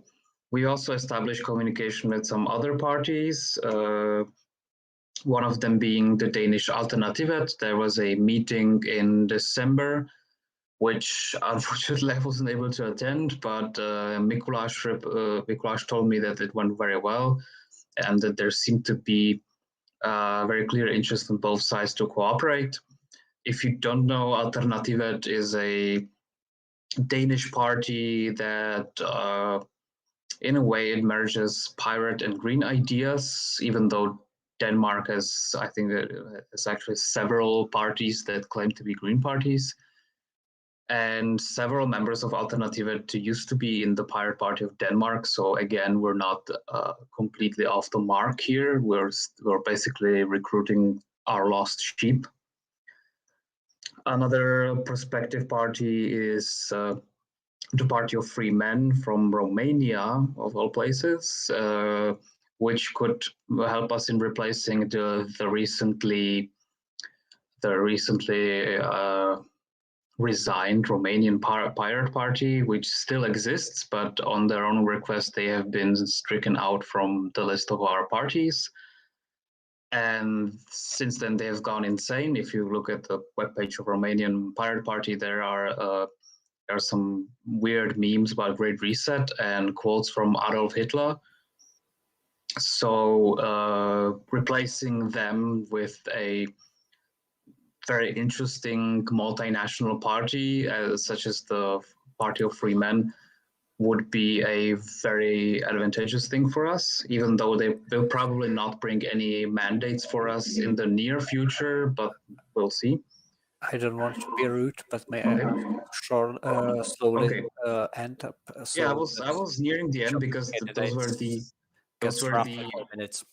Okay, these were the only two really good, really successful parties that we've establish connection with. With the other parties, we either have not contacted them yet, or in at least one case, they just they sort of freezed us out. They haven't shown up to the meeting. But the work continues, and hopefully we will assemble a good team of supporting non-pirate parties, which will help us with achieving our goals. My second aim was to establish a group for policy coordination. Fortunately, there hasn't been much of a success yet. Mostly when I sent out emails on the mailing lists or in the Mattermost, I didn't get a lot of feedback.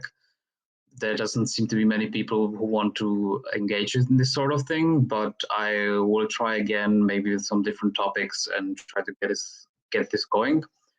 As I stated in my candidature summary, this is very important since now the Czech Pirate Party is a government party, and there might be some disagreements in case the pirates support in Czech Republic will support something that may not be 100% similar to ideas of some other pirate parties. So we need to have a forum where we can discuss about these things. So those are my two aims for my membership in the board, and I'm looking forward to a constructive to a new constructive board for 2022.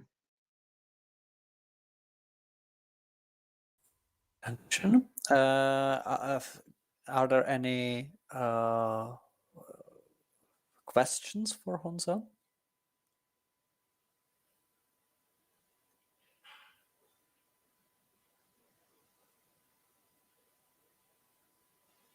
I see no hands risen, so I would like to thank you for your presentation and proceed to the next candidate, which is Lukáš Doležal from the Czech Pirate Party. Please try to keep to 4 minutes roughly so that we can finish this session on time. Okay, can you hear me? Yes. Okay, hello pirates, I'm Lukáš Doležal, I'm from Brno, Czech Republic. Been member of the Pirate Party since 2019. Also, I'm a member of the Foreign Department of the Czech Pirates, and I run for the Czech Pirates in the regional election in 2020 and in the election to the Chamber of Deputies last year. We had the unfamous coalition with mayors and independents. I studied political science and European studies in Czech Republic, at Erasmus in Finland, and I'm finishing my master's from Swedish University in Gothenburg. Also performed some internships in Brussels, Czech Embassy in Brussels, or at Council of Europe. So basically the international issues, international relations have been present in my life for a long time.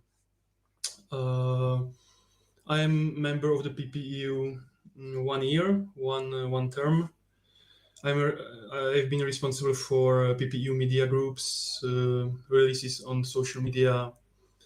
I prepared posts for elections in Iceland, Czech Republic, Norway, and Germany, and I was in touch with pirates in these countries. Here I would like to thank you to Mikuláš because we use GitLab for these preparations of press releases. I think it's quite useful tool. As a member of the board, I would like to contribute to our long-term and its European Pirate Party as European political party. What else to say? I appreciate initiatives such as Reclaim Your Face or Freedom to Share. These initiatives I find quite interesting and useful for the pirate movement. What attracts me on the pirate movement is the combination of stress on technology, human rights, transparency, personal freedom, or environmental issues. I love snowboard, mountain biking, metal, music, PC games, horror movies. I speak English and Russian. I think it's roughly 4 or 5 minutes, so that's all from my side. Thank you.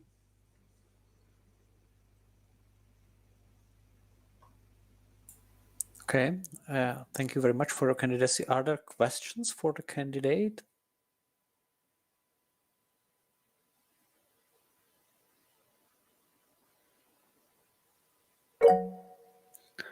Yes, there is a question from Hunza, so please speak.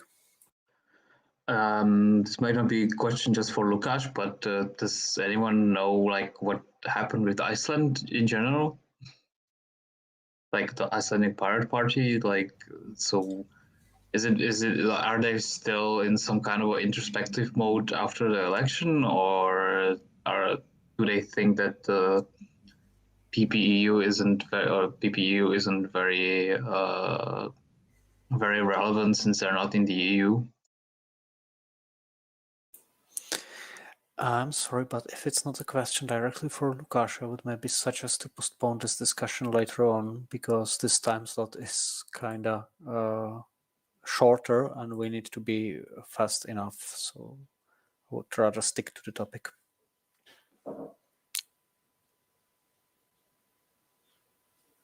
Are there any more questions?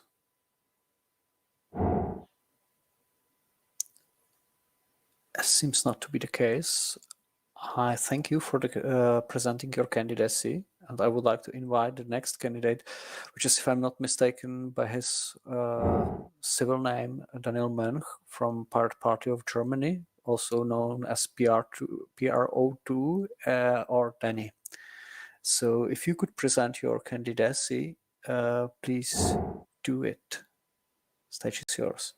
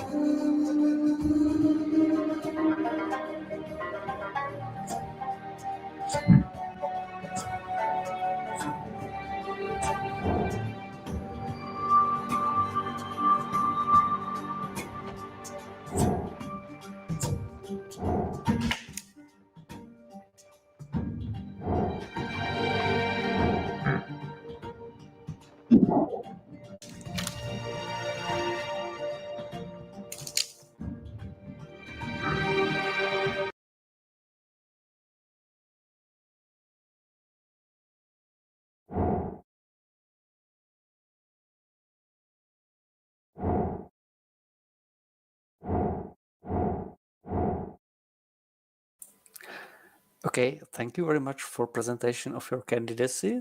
Are there any questions for the candidate? It can be spoken or maybe played on any musical instrument. Lukáš, please speak.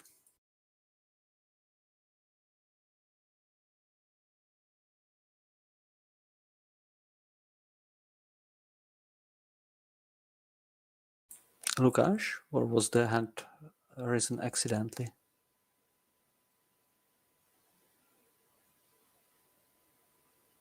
We can't hear you if you try to talk.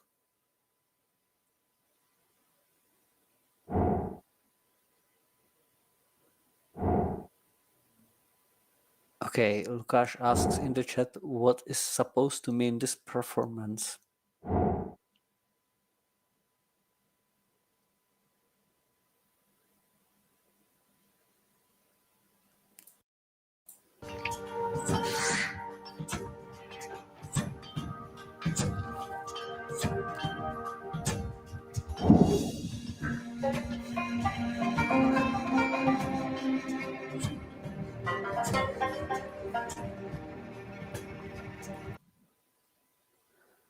I guess that was your answer. Hope it was not too much off topic.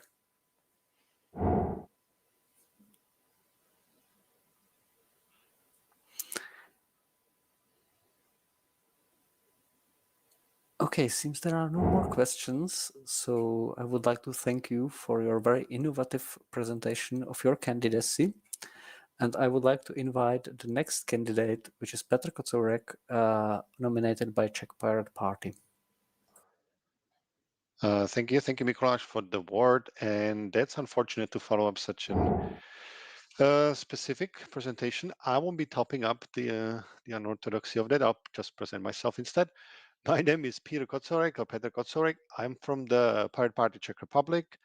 I live half in Czech Republic and half in France, where I work for the European Banking Authority as a statistician. Previously, I spent many years in Germany and in Canada. I got economics and math background. I've been volunteering for the PPEU for about a year now. I've been supporting Lukáš in the media groups, in the media group work. I prepared the PPEU strategy document, and I'm trying to do help wherever I can. I decided to run for the board position because I would like to be part of the growing project, and my idea for what I would like to focus on if elected, it would be on fostering the cross-border collaboration. I would like to first of all get in contact with many parties, just like Alessandro said. I would be very happy to support him in his position, either independently or together in collaboration. I would like to, my main idea would be to develop a sort of a registry where everybody could put their names in and type of a projects what they work on, where they seek support, or in what topics they would like to be supporting somebody in, and trying to mediate and create a PPEU as a platform of cross-border collaboration of the individual state parties, maybe trying to see in what degree that could be also fostering and like supporting more participation, because that would kind of offer people another reason why to be joining and be active in the PPEU. So that was my idea in general, and I was very happy to hear Alessandro also talking in the same way, because I would like to support him in that. And otherwise, I could also play some music, but I think I'll just say thanks. Thank you very much for the presentation. I would maybe ask, are there any questions for Petr?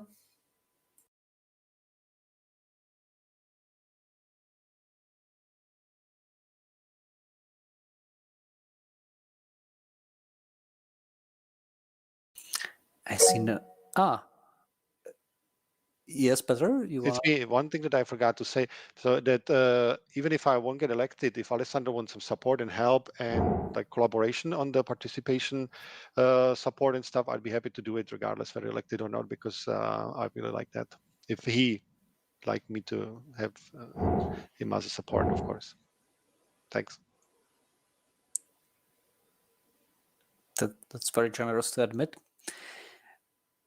So are there any questions?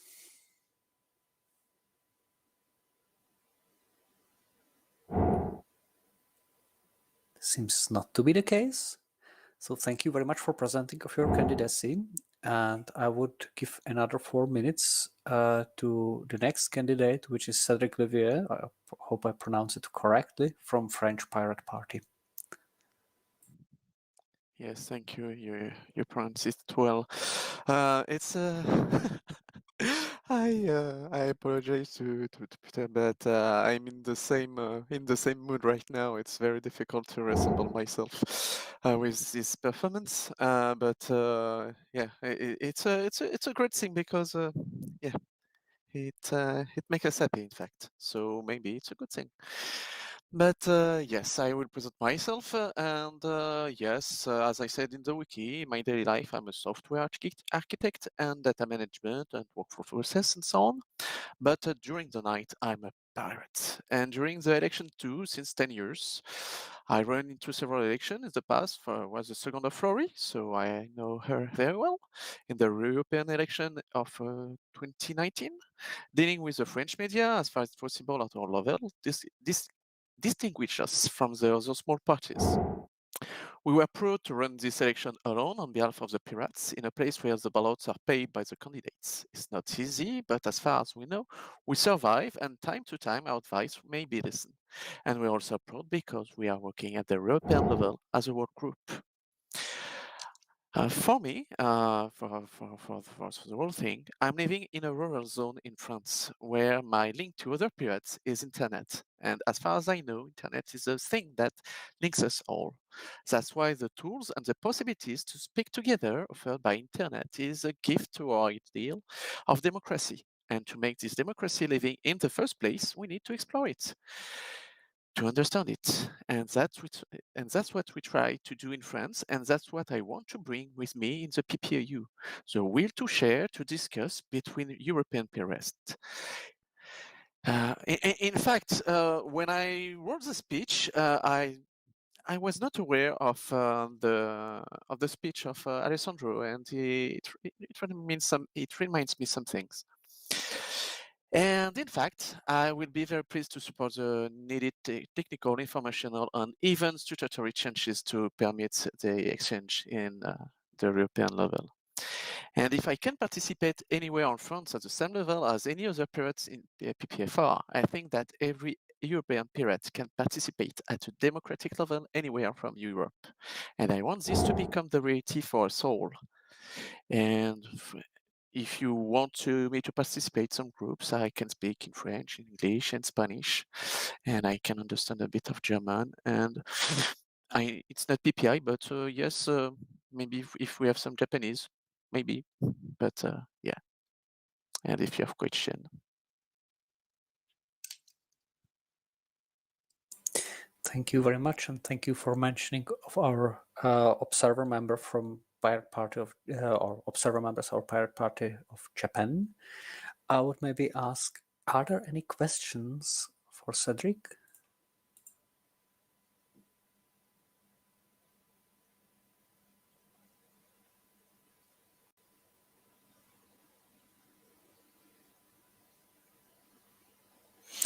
I see not many hands risen, if I'm not mistaken. So I would like to thank you for your candidacy and give the space to the next candidate, which is Etienne Evelyn, I hope to pronounce it correctly, from French Pirate Party. Yeah, it's Evelyn, but not mine. Even French people make the mistake. So I'm sorry for those who read the wiki before the presentation. I asked Cedric this morning to write a short bio about myself, but I thought he knew me better than that. I am a member of the French Pirate Party since 2013 now. I have done a lot of things, a lot of mandates, but for the last 2 years, I was a member of the Statutory Council of the French Pirate Party, and this year I was a member of the Code of Conduct Council of the PPEU. I run for a position inside the PPEU board because I think that we have a lot of projects to create a community, and I want to support them. That's why I proposed 2 motions to help in this way, and I would like to set those propositions together.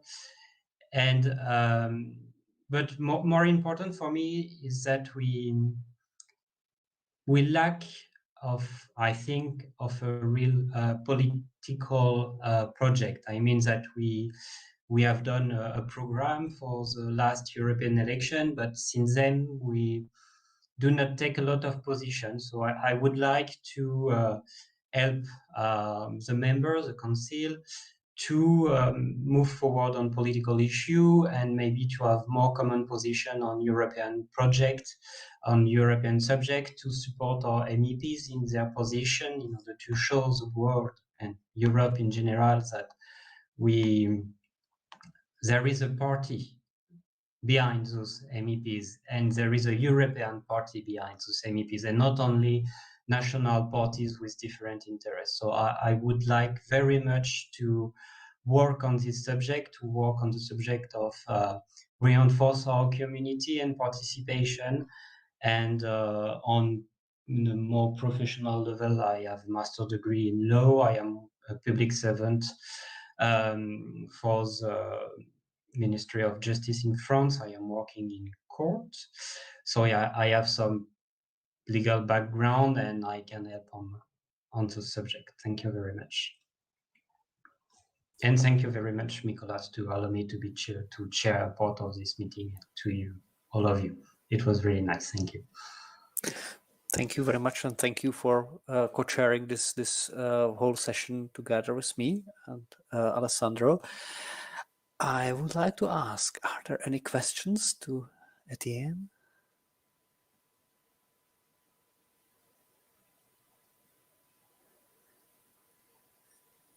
Again, it seems there are no hands risen. Bastian, please speak. Yeah, sorry for the little delay. You want to shape policy, and I think I appreciate it very much. But for shaping policy, you need compromises, and I think that's a problem maybe for you, but maybe you can answer it in a nice manner. You will or you can arrange compromise in the politics. Thank you. I think I can compromise, but it's always difficult to be objective on those questions. But for example, I lead several not complicated, but several political negotiation in France, for example, on strategy for the election or on the legislation on cannabis, for example, where I wrote a big part of our program, and which is the result of a very long discussion with a lot of compromise. In my opinion, we can reach compromise to a certain point, but when there is a dead end, and it might happen, the solution for me is the vote. I mean that if during the preparatory vote, during the work we do before to have a finalized political position, we can't reach an agreement, I think that the vote is the best solution to go out. And I know that we all are attached to consensus, but we can't let consensus freeze us. I mean that we can't let our inability to reach an agreement to stop us from having position, because I think that our MEPs and the elected pirates on national parliaments can tell us more about it, but in real politics, you need to have a position, and you can't just say, "Oh, I don't know, we can't agree between us, so no position."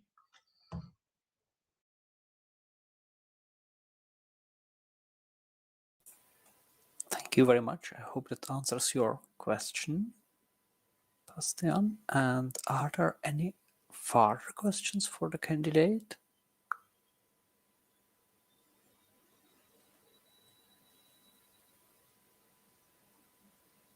Seems not to be the case, so I would like to thank you for presenting of your candidacy, and I would like to give another 4 minutes to the last candidate presented in this session, which is Jasmin Feratovic from Pirate Party of Slovenia.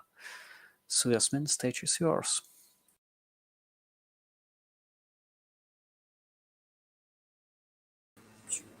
Hello everyone. Just checking if you can hear me well. Yes, it works perfectly. Thank you very much. So hello everybody. My name is Jasmin. I am from Pirate Party of Slovenia. We have been just slowly observing what is going on the European level, and also thought that it would be nice to actively participate. A bit about me. I'm currently the General Secretary of the Slovene Pirate Party, and my skills are dealing with different bureaucracy and paperwork and all of that boring stuff that nobody wants to do. This is also what I can offer to the European Pirate Party, taking care of more complex things that take a lot of energy for some people to make. I can do it with ease and support the rest of the board through that. Other areas that I personally cover is also partially like making PR statements. So maybe in the future we could also improve the social media performance of our canals, and these are, let's say, two main pillars of how I can contribute. Otherwise, I've been member of the Pirates for almost 4 years now, so not as long as many of you, but working at the top of one of the parties kind of made me insightful in many other topics that Pirates have been covering since their creation. So I have certain degree of knowledge spread across a wide field. So I think some of this might come in handy for the work that the board would do. So this is it, I think. Thank you very much for the presentation. Are there questions for Jasmin?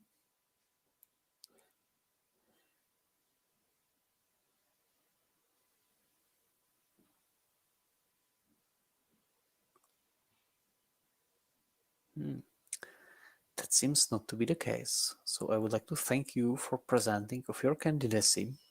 Mikuláš, you are very low in volume. Can you probably have covered your microphone with something? I don't think so.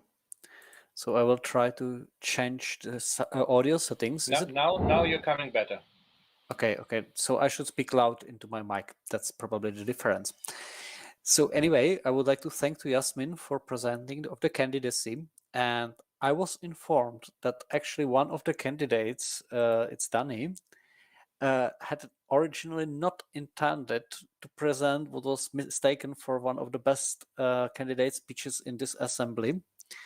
And it was in fact music, but rather I was really intending to have a speech. So my question to the assembly would be, would you give the opportunity to that candidate to try again to present his candidacy besides the music?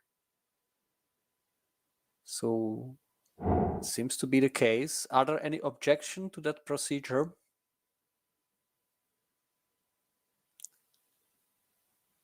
It's not the case. So Danny, please, stage is yours for your speech. Okay, now let's check. You can hear me. Yes, we can hear you, and it sounds as a man's speech rather than a music. Perfect. So for everybody that don't know me yet, I wanted to say a few words. I'm aligned with the pirate movement since 2009, became a member in 2011. Right from the beginning, I was involved in policy, in communications, in campaigns. Some of the bigger parts of the program, I was able to provide. One part which is interesting for the PPEU is the first Common European Program, which was based on the German program out of our process. So I had a little hand in that.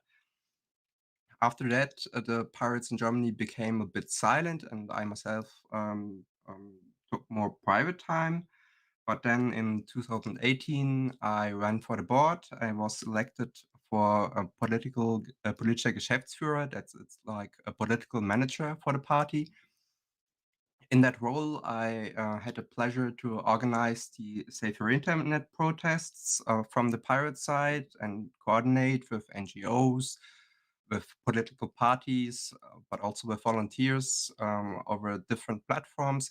And that's a work that I really like. And I'm looking forward to doing something of that sort in my time, if elected in the PPEU board, since I think I can really bring something to the table, and maybe my experiences in that field will help the PPEU to gain more visibility. Thank you all. Thank you very much for presenting of the candidacy. Are there any questions to the candidate?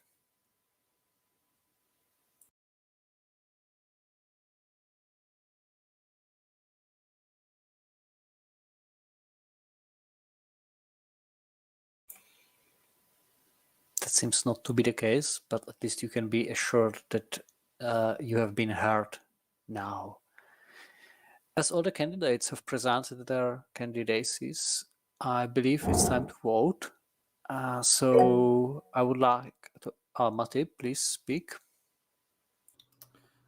Yes, I'd like some clarification on the statutes. Are there any limitations on the amount of members of the board? Thank you.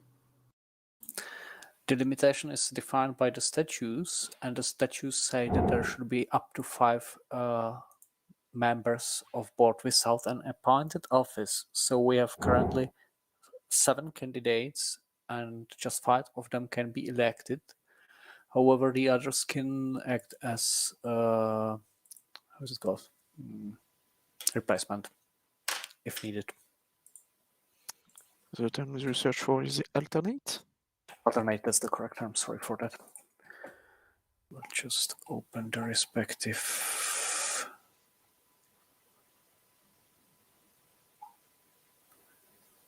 part of statutes. But I hope it answers the question. Yes, it does. I found it as well. Article 16.1. Thank you.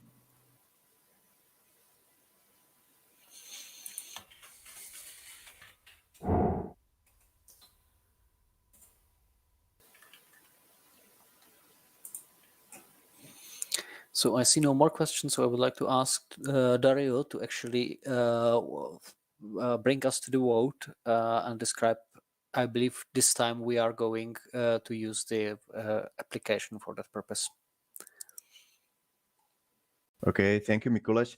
So we are going to use the tool because as we are voting in favor or against or abstentions on every candidature, we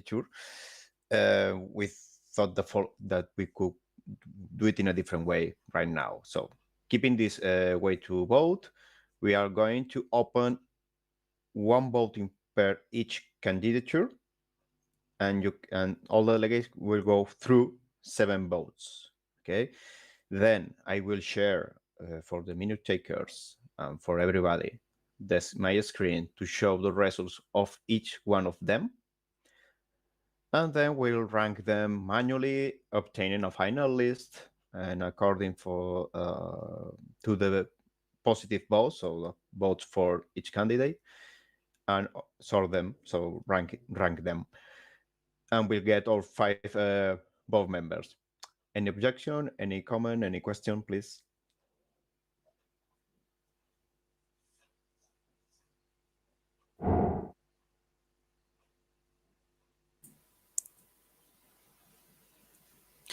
There is a question from Gregory in the chat whether we are using approval voting, and yes, it should be, as it is laid in our rules of procedure. Just to clarify, because sometimes approval voting gets a different definition in every party. We are going to have one question per each candidature. Each delegate will be able to cast a vote for each candidate in favor, against it, or so there are only yes votes or no votes. There are yes votes, no votes, and abstentions. Does it sound right to you?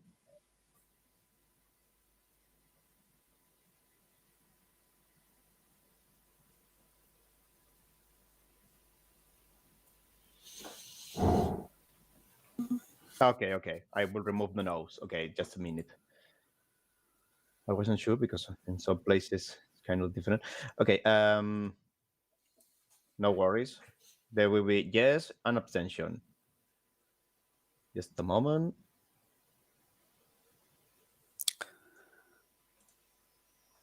Yes. Meanwhile, I would just like to remind you that after this session, there will be a report from Code of Conduct Council. And after that, we should follow with Code of Conduct election or re-election respectively.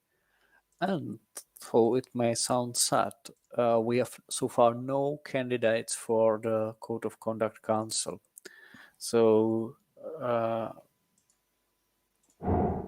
please consider whether we could or whether you would run for that respective offices, as the Code of Conduct Council is quite important for our organization, as it was become clear through the time.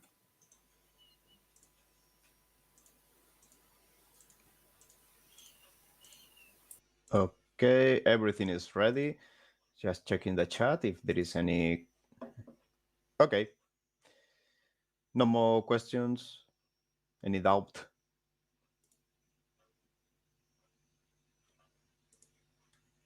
Okay, thank you. Let's open the votes.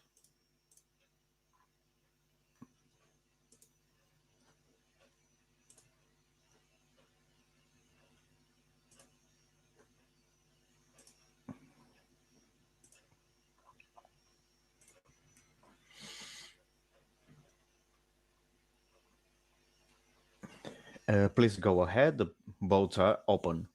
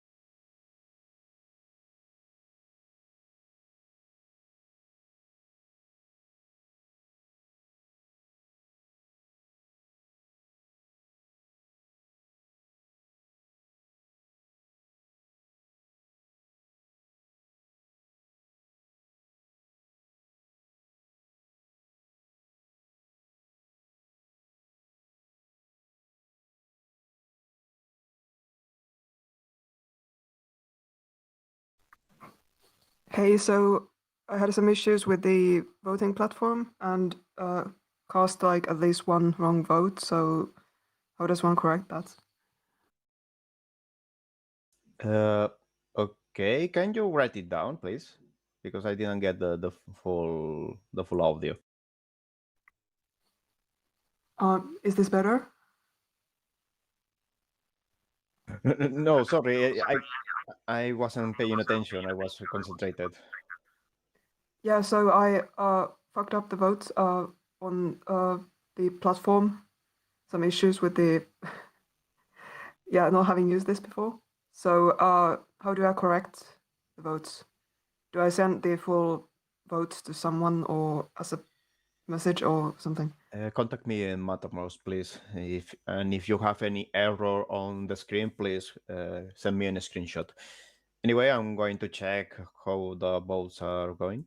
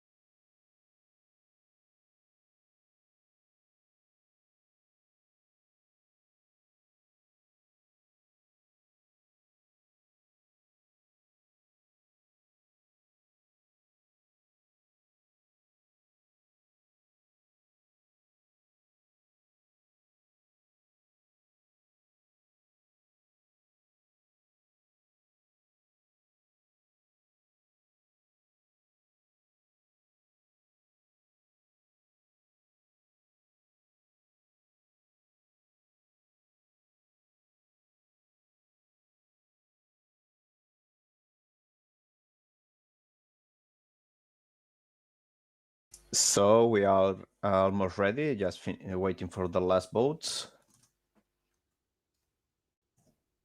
I'm talking with Finland to fix a little issue. Okay.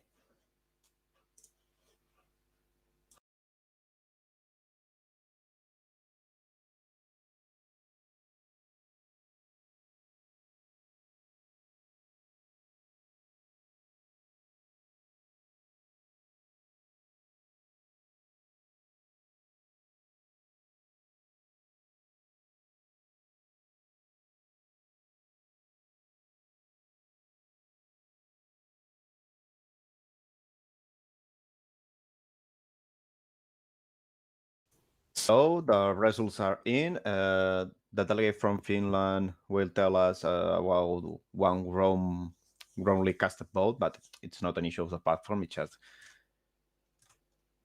just a human error. Nothing to worry about. Either way. Okay, let's see the results.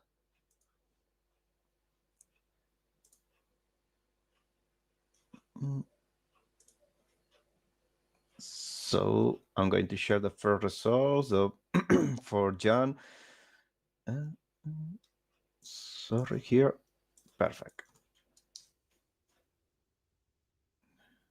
We have 10 delegates right now, just double checking. Okay, perfect. Showing the results.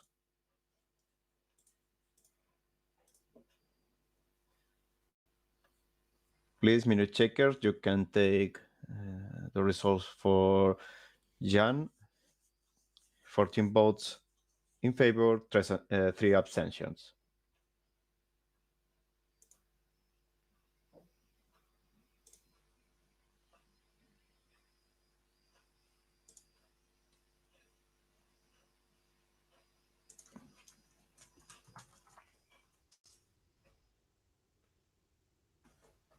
I'm making sure. Okay, let's go to the next candidate, Lucas. Sorry, Lucas. And we have 11 votes in favor, 6 abstentions.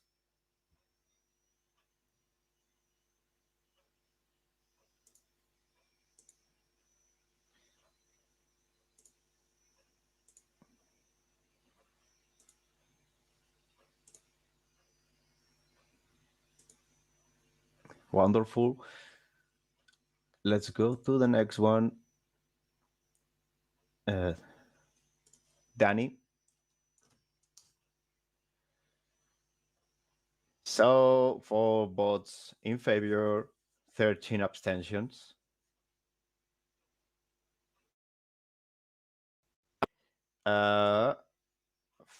Finland, the delegate from Finland tells me that she wanted to vote in favor instead of abstention. And so if you don't mind, we should write down in the pad this error. So the final tally will be 5 votes in favor, 12 abstentions.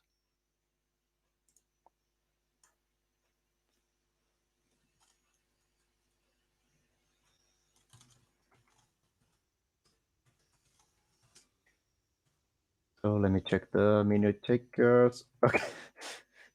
I didn't saw the music emoji in the pad before. Okay, sorry.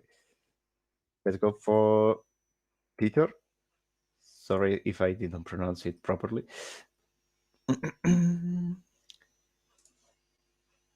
This is the results. 12 votes in favor, 5 abstentions. Wait, there is a cat in the pad.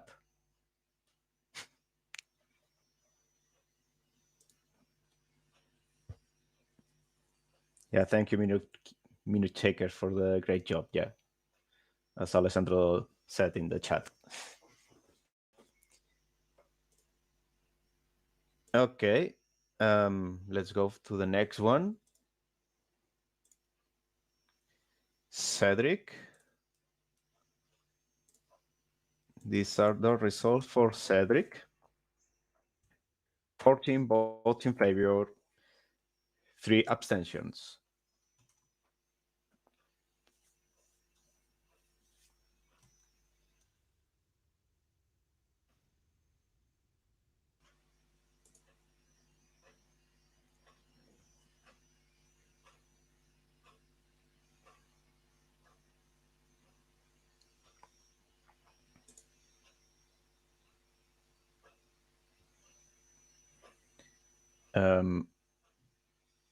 Okay, yeah, perfect. Coming next, Etienne.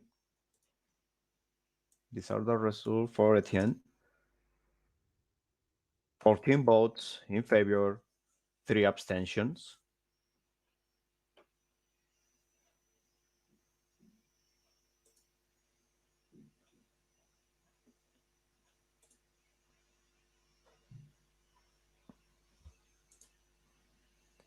And last, Jasmine from Slovenia.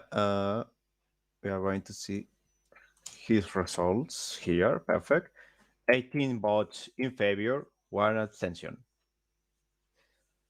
So let's stop sharing this when the minute checkers are ready. Oh, perfect. You are already ranking them.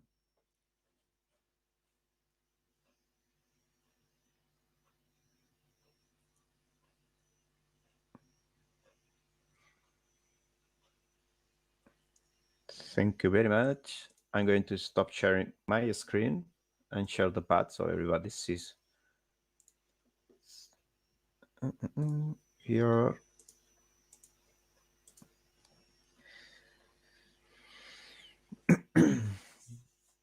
Minute takers, when you are ready with the ranking, we'll check it.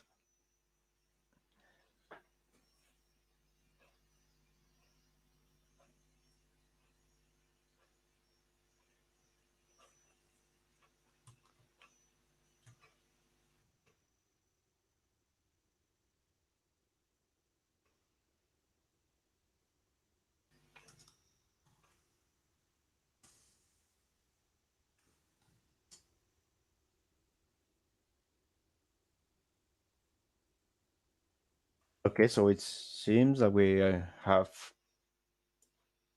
the results in.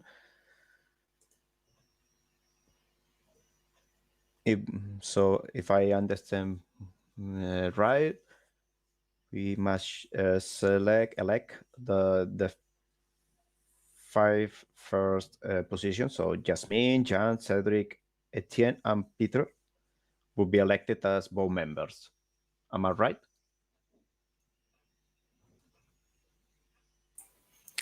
I have to admit this is also my interpretation of Article 17, paragraph 6 of the Statutes of the European Pirate Party.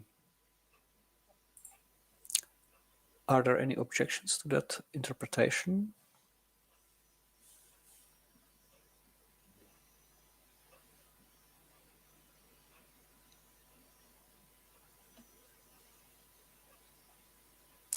I see no objections, so I would like to congratulate to all the elected board members without an appointed office, and I'm looking forward to work with you in this election term. Thank you very much.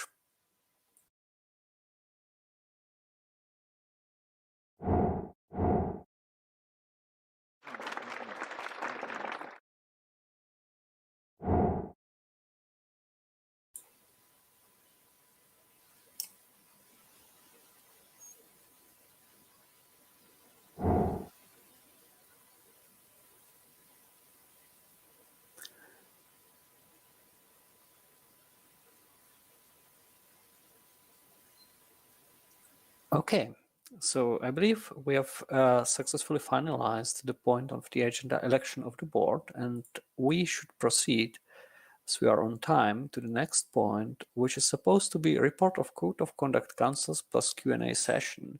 So I would like to ask the representatives of Code of Conduct Council to actually give the respective report.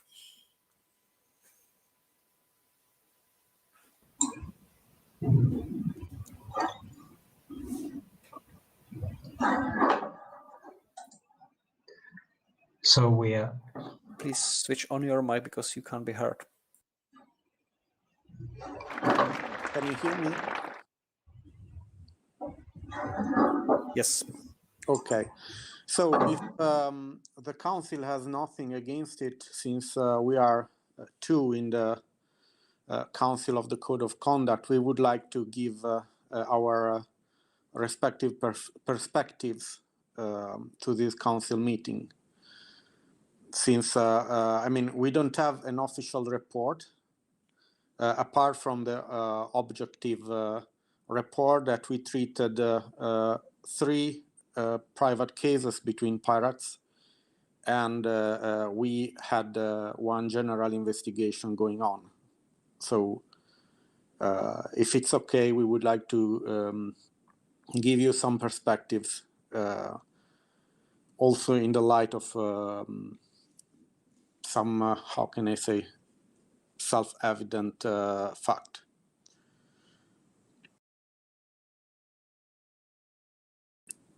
Etienne, would you like to start, or do you prefer me to start? No, I can start. The fact is that the Code of Conduct Council is a part of the party with a very important mission, and it might be sometimes difficult to see what are the final goals of this council. I mean, when we start, we were 3, and then Arnist left us for being a candidate to the election in Iceland, and congratulations to her, and she was elected. But it was difficult to define where we were supposed to go. And it was, this feeling was even more present when we start to collect complaints, and we had to deal with the 3 individual reports, where we saw that people was looking more for a court, maybe, than for council. and that show maybe that today the, the point and the goal of code of conduct is not enough implement in pirate culture, I think. And with Marco, we ask ourselves a lot of questions about our mission and how to handle it.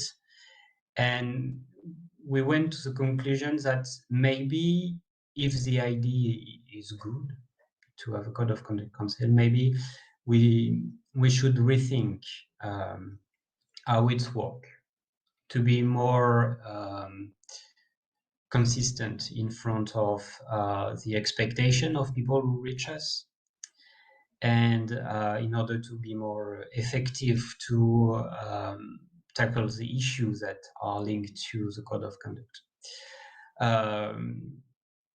And we only issued 3 individual reports this year, but it's really complicated to handle the situation, and it required a lot of time. And I think that only 3% for the conduct is not maybe enough if we want to be ambitious on the results, or maybe we need to share the mission between the board and between the code of conduct. I don't know. It's what we want the council to know is that if the idea is good, maybe it's time to take a step back and to see what we can do in order to have a body inside our organization that is able to tackle conflict, to prevent discrimination, and how to include that in our organization in order to make this body understandable for everybody. Because I mean that we saw that some of people were waiting a procedure like on court of arbitration or in court in general, like we all have in our countries, and less maybe more council in order to prevent a new conflict. So I don't know. We always try to not take part to say if someone was guilty or not, and we try to always be in the research of the roots of the conflicts in order to show people that they have the keys for themselves for resolving this conflict. So Marco, if you want to add something. Yeah, I would say that, I perfectly agree. The only thing that I would add is that the Council of the Code of Conduct, as it is now, expects a certain culture to be already present in the European Pirate Party. A culture where conflicts are not something like having sides that basically are separated by a wall. As Etienne said, most people expected a court that decide who is right and who is wrong. But this is not the case with the Council of the Code of Conduct, because even in its, the Council of the Code of Conduct has very limited powers. And it's the reason for that is that it expects to be a culture there where the code of conduct is actually part of the pirate DNA. So something where if heavy conflicts arise, depends on some deep misunderstanding between pirates, not about taking sides. And I think that we need that culture to be more rooted in the pirate movement itself, and especially in the European Pirate Party. So probably there is some work that need to be done to reach that objective. Unfortunately, it seems that the Council of the Code of Conduct, as it is now, is not what pirates expect. I'm finished.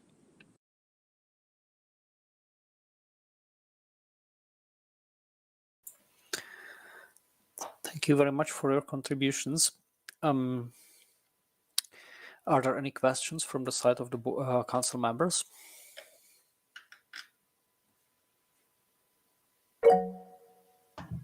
If I may add something, it will be a little, I will say it in a really harsh way, but maybe my goal is to maybe make you think about it. And we spoke about it with Marco, is why there is no candidate for the Code of Conduct Council, simply because no one cares. Actually, I think, and we saw it during our work, sometimes we prefer to keep our conflict going on rather than resolve them. Sometimes we prefer to take a north path and not the one of conciliation. And what we saw is conflicts that are going on for years and years, and that no one really know where they come from. And seeing that no one is willing to take the charge, because it's a charge, to try to build a better working environment, and it's going with resolve those ongoing and very long conflicts, that shows that maybe our organization needs to watch itself on the mirror and to see, yes, maybe we are built on conflict and that's not a good thing. And we need really to think about this. It's a really important issue, because if we want to be effective, we need to have a peaceful environment, a peaceful working place.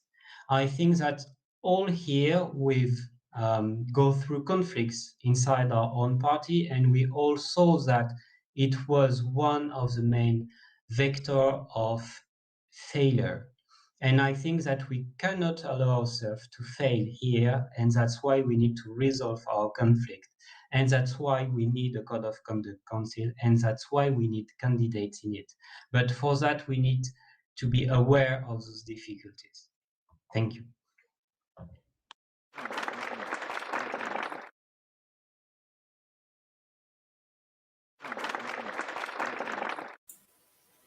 Thank you very much.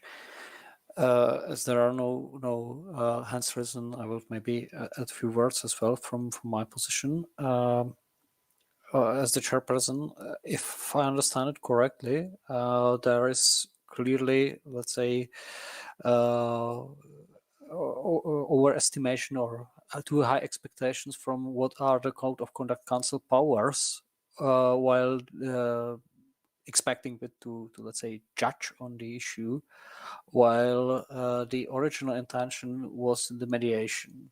Unfortunately, I mean, like, the mediation requires cooperation from both sides, and as we do know, we are just an association of member parties. I mean, like, this is in the very first sentences of the statutes.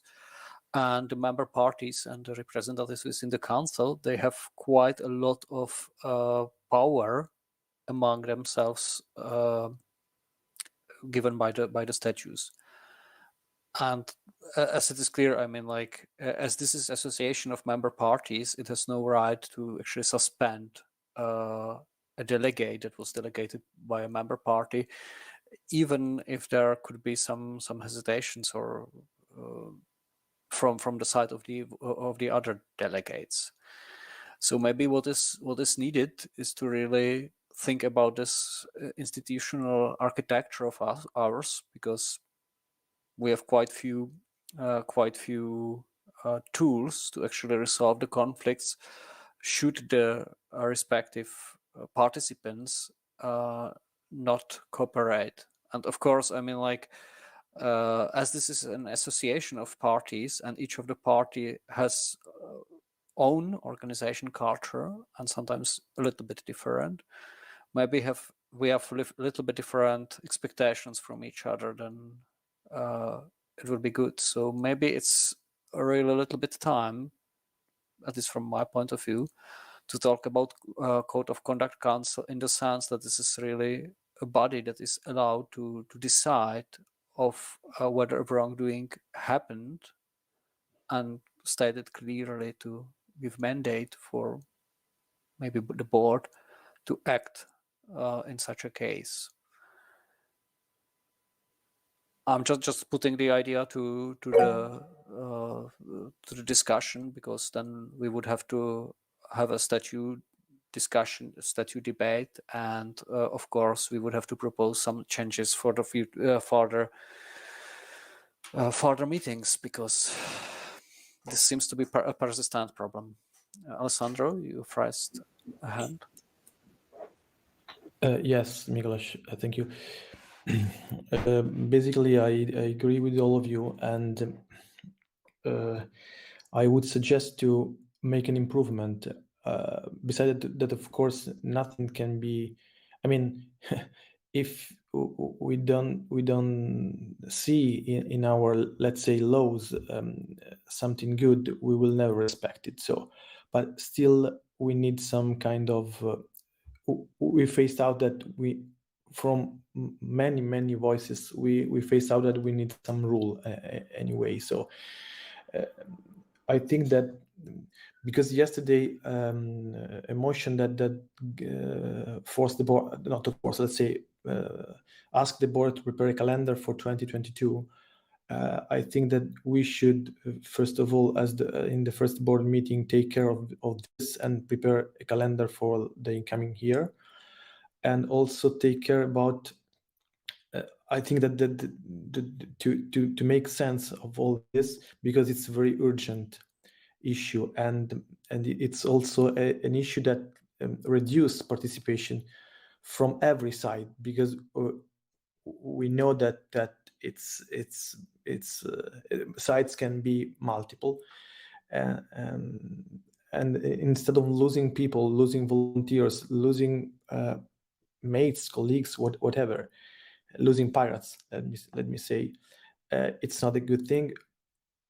We should prepare for the next council meeting at least one or two motions in order to change and to be clear, to clarify needs, expectations, and solutions. So if the statute has to be modified, also one kind of this, but still we can have both things. I mean, we can have some rules that for instance, correspond to the demand of, let's say, a court of arbitration, and also a tool that is made by people, that enforcing a more supportive and inclusive way. And of course, the second is much more difficult than the first, even though if the first is needed, I think we should all think about it, because it seems that some people doesn't feel safe anymore. Of course, just avoiding people to participate is not a good thing, because but if we still need something like this, I think that the board is responsible, in my opinion, to take care of this and to prepare motions within all pirates involved and that would like to collaborate for the next council meeting. That shouldn't be, in my opinion, longer than 3 or at least 4 months. Thank you.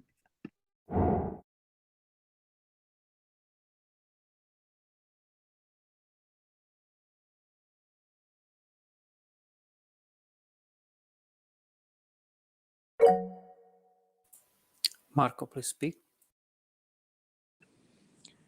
If I may add one last thing, I think that in the following year we could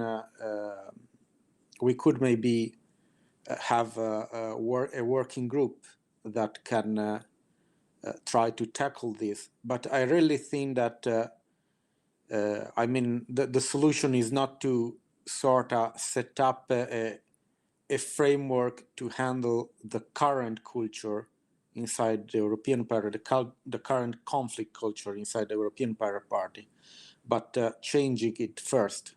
So, I mean, I would like to have a working group to see if we can improve the situation. But I really think that we need to tackle it from the cultural point of view first. Thank you.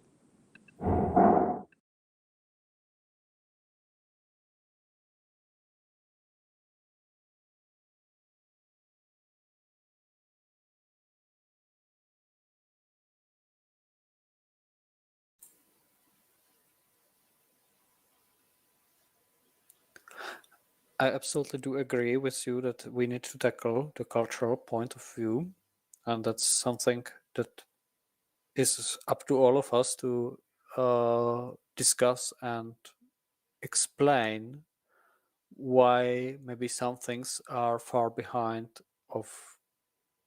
too far behind of what is acceptable. That's always a process that shall take place, and it's demanding because what we do see is a constant change of delegates, constant. Some parties become more active, some parties become less active. So we need to work on that, but we shall always be aware of the fact that there will be some divergences on the perception of what is acceptable or not, and hence it would be quite useful to have institutional tool to actually resolve conflictive situation if there is no common cultural understanding of the problem.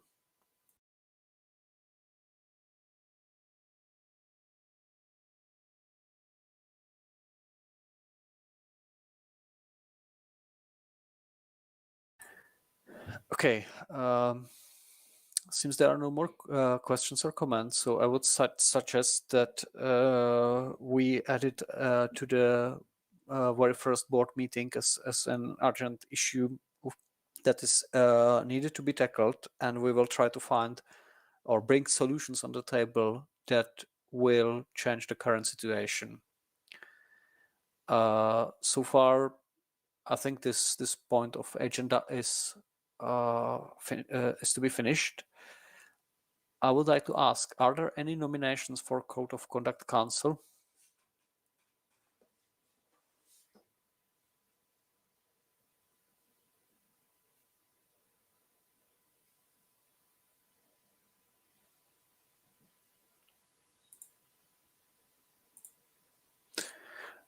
Well, it seems that there are no nominations, so it probably makes no sense to actually even open the vote if there is no one for we could vote. So I would consider that to be the election of Code of Conduct Council to be finished with that. And we will work within the board to provide a solution for the situation as soon as possible, because the current state of play is not feasible. So we need to find a solution now to adapt our internal organization to resolve this. Thank you very much. Are there any more? Sorry, Bastian, please speak. Yes, thank you. Maybe we have a council meeting in the spring or in May, June, and until then we should try to nominate members for the Conduct Council. So it is easy, I think. In the meantime, we hope that no problems are have to be solved, and I think we should go to the members that and please that they will nominate persons for that council.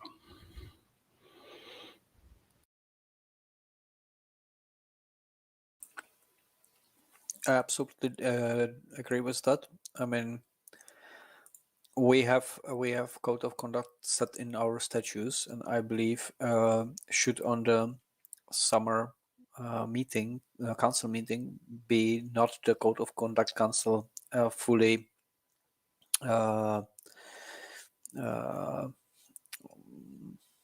full by means of numbers, then we are supposed to elect the new members anyway. And as we do see that we have currently now none, as the former code of conduct council's election term ends now, we will probably have to do that. I mean, like, it's already obvious that it will be on the agenda.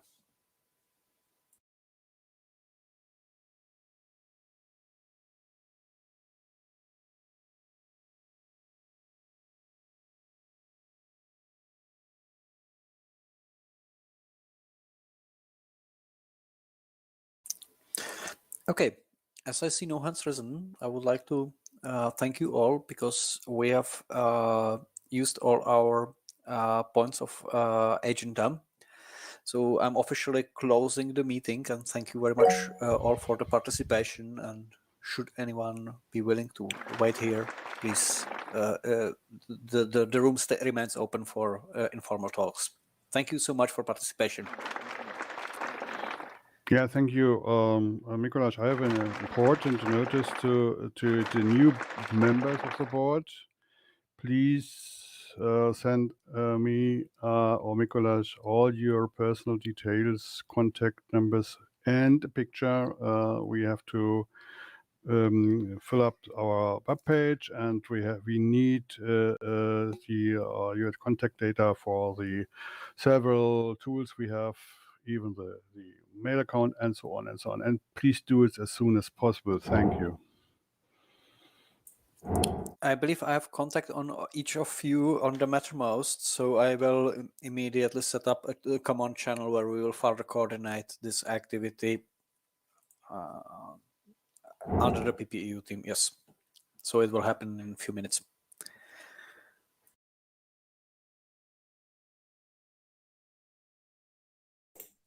Maybe we can switch all the command for the greetings, final greetings.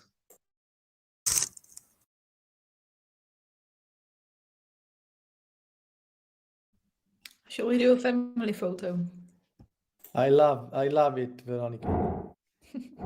You know.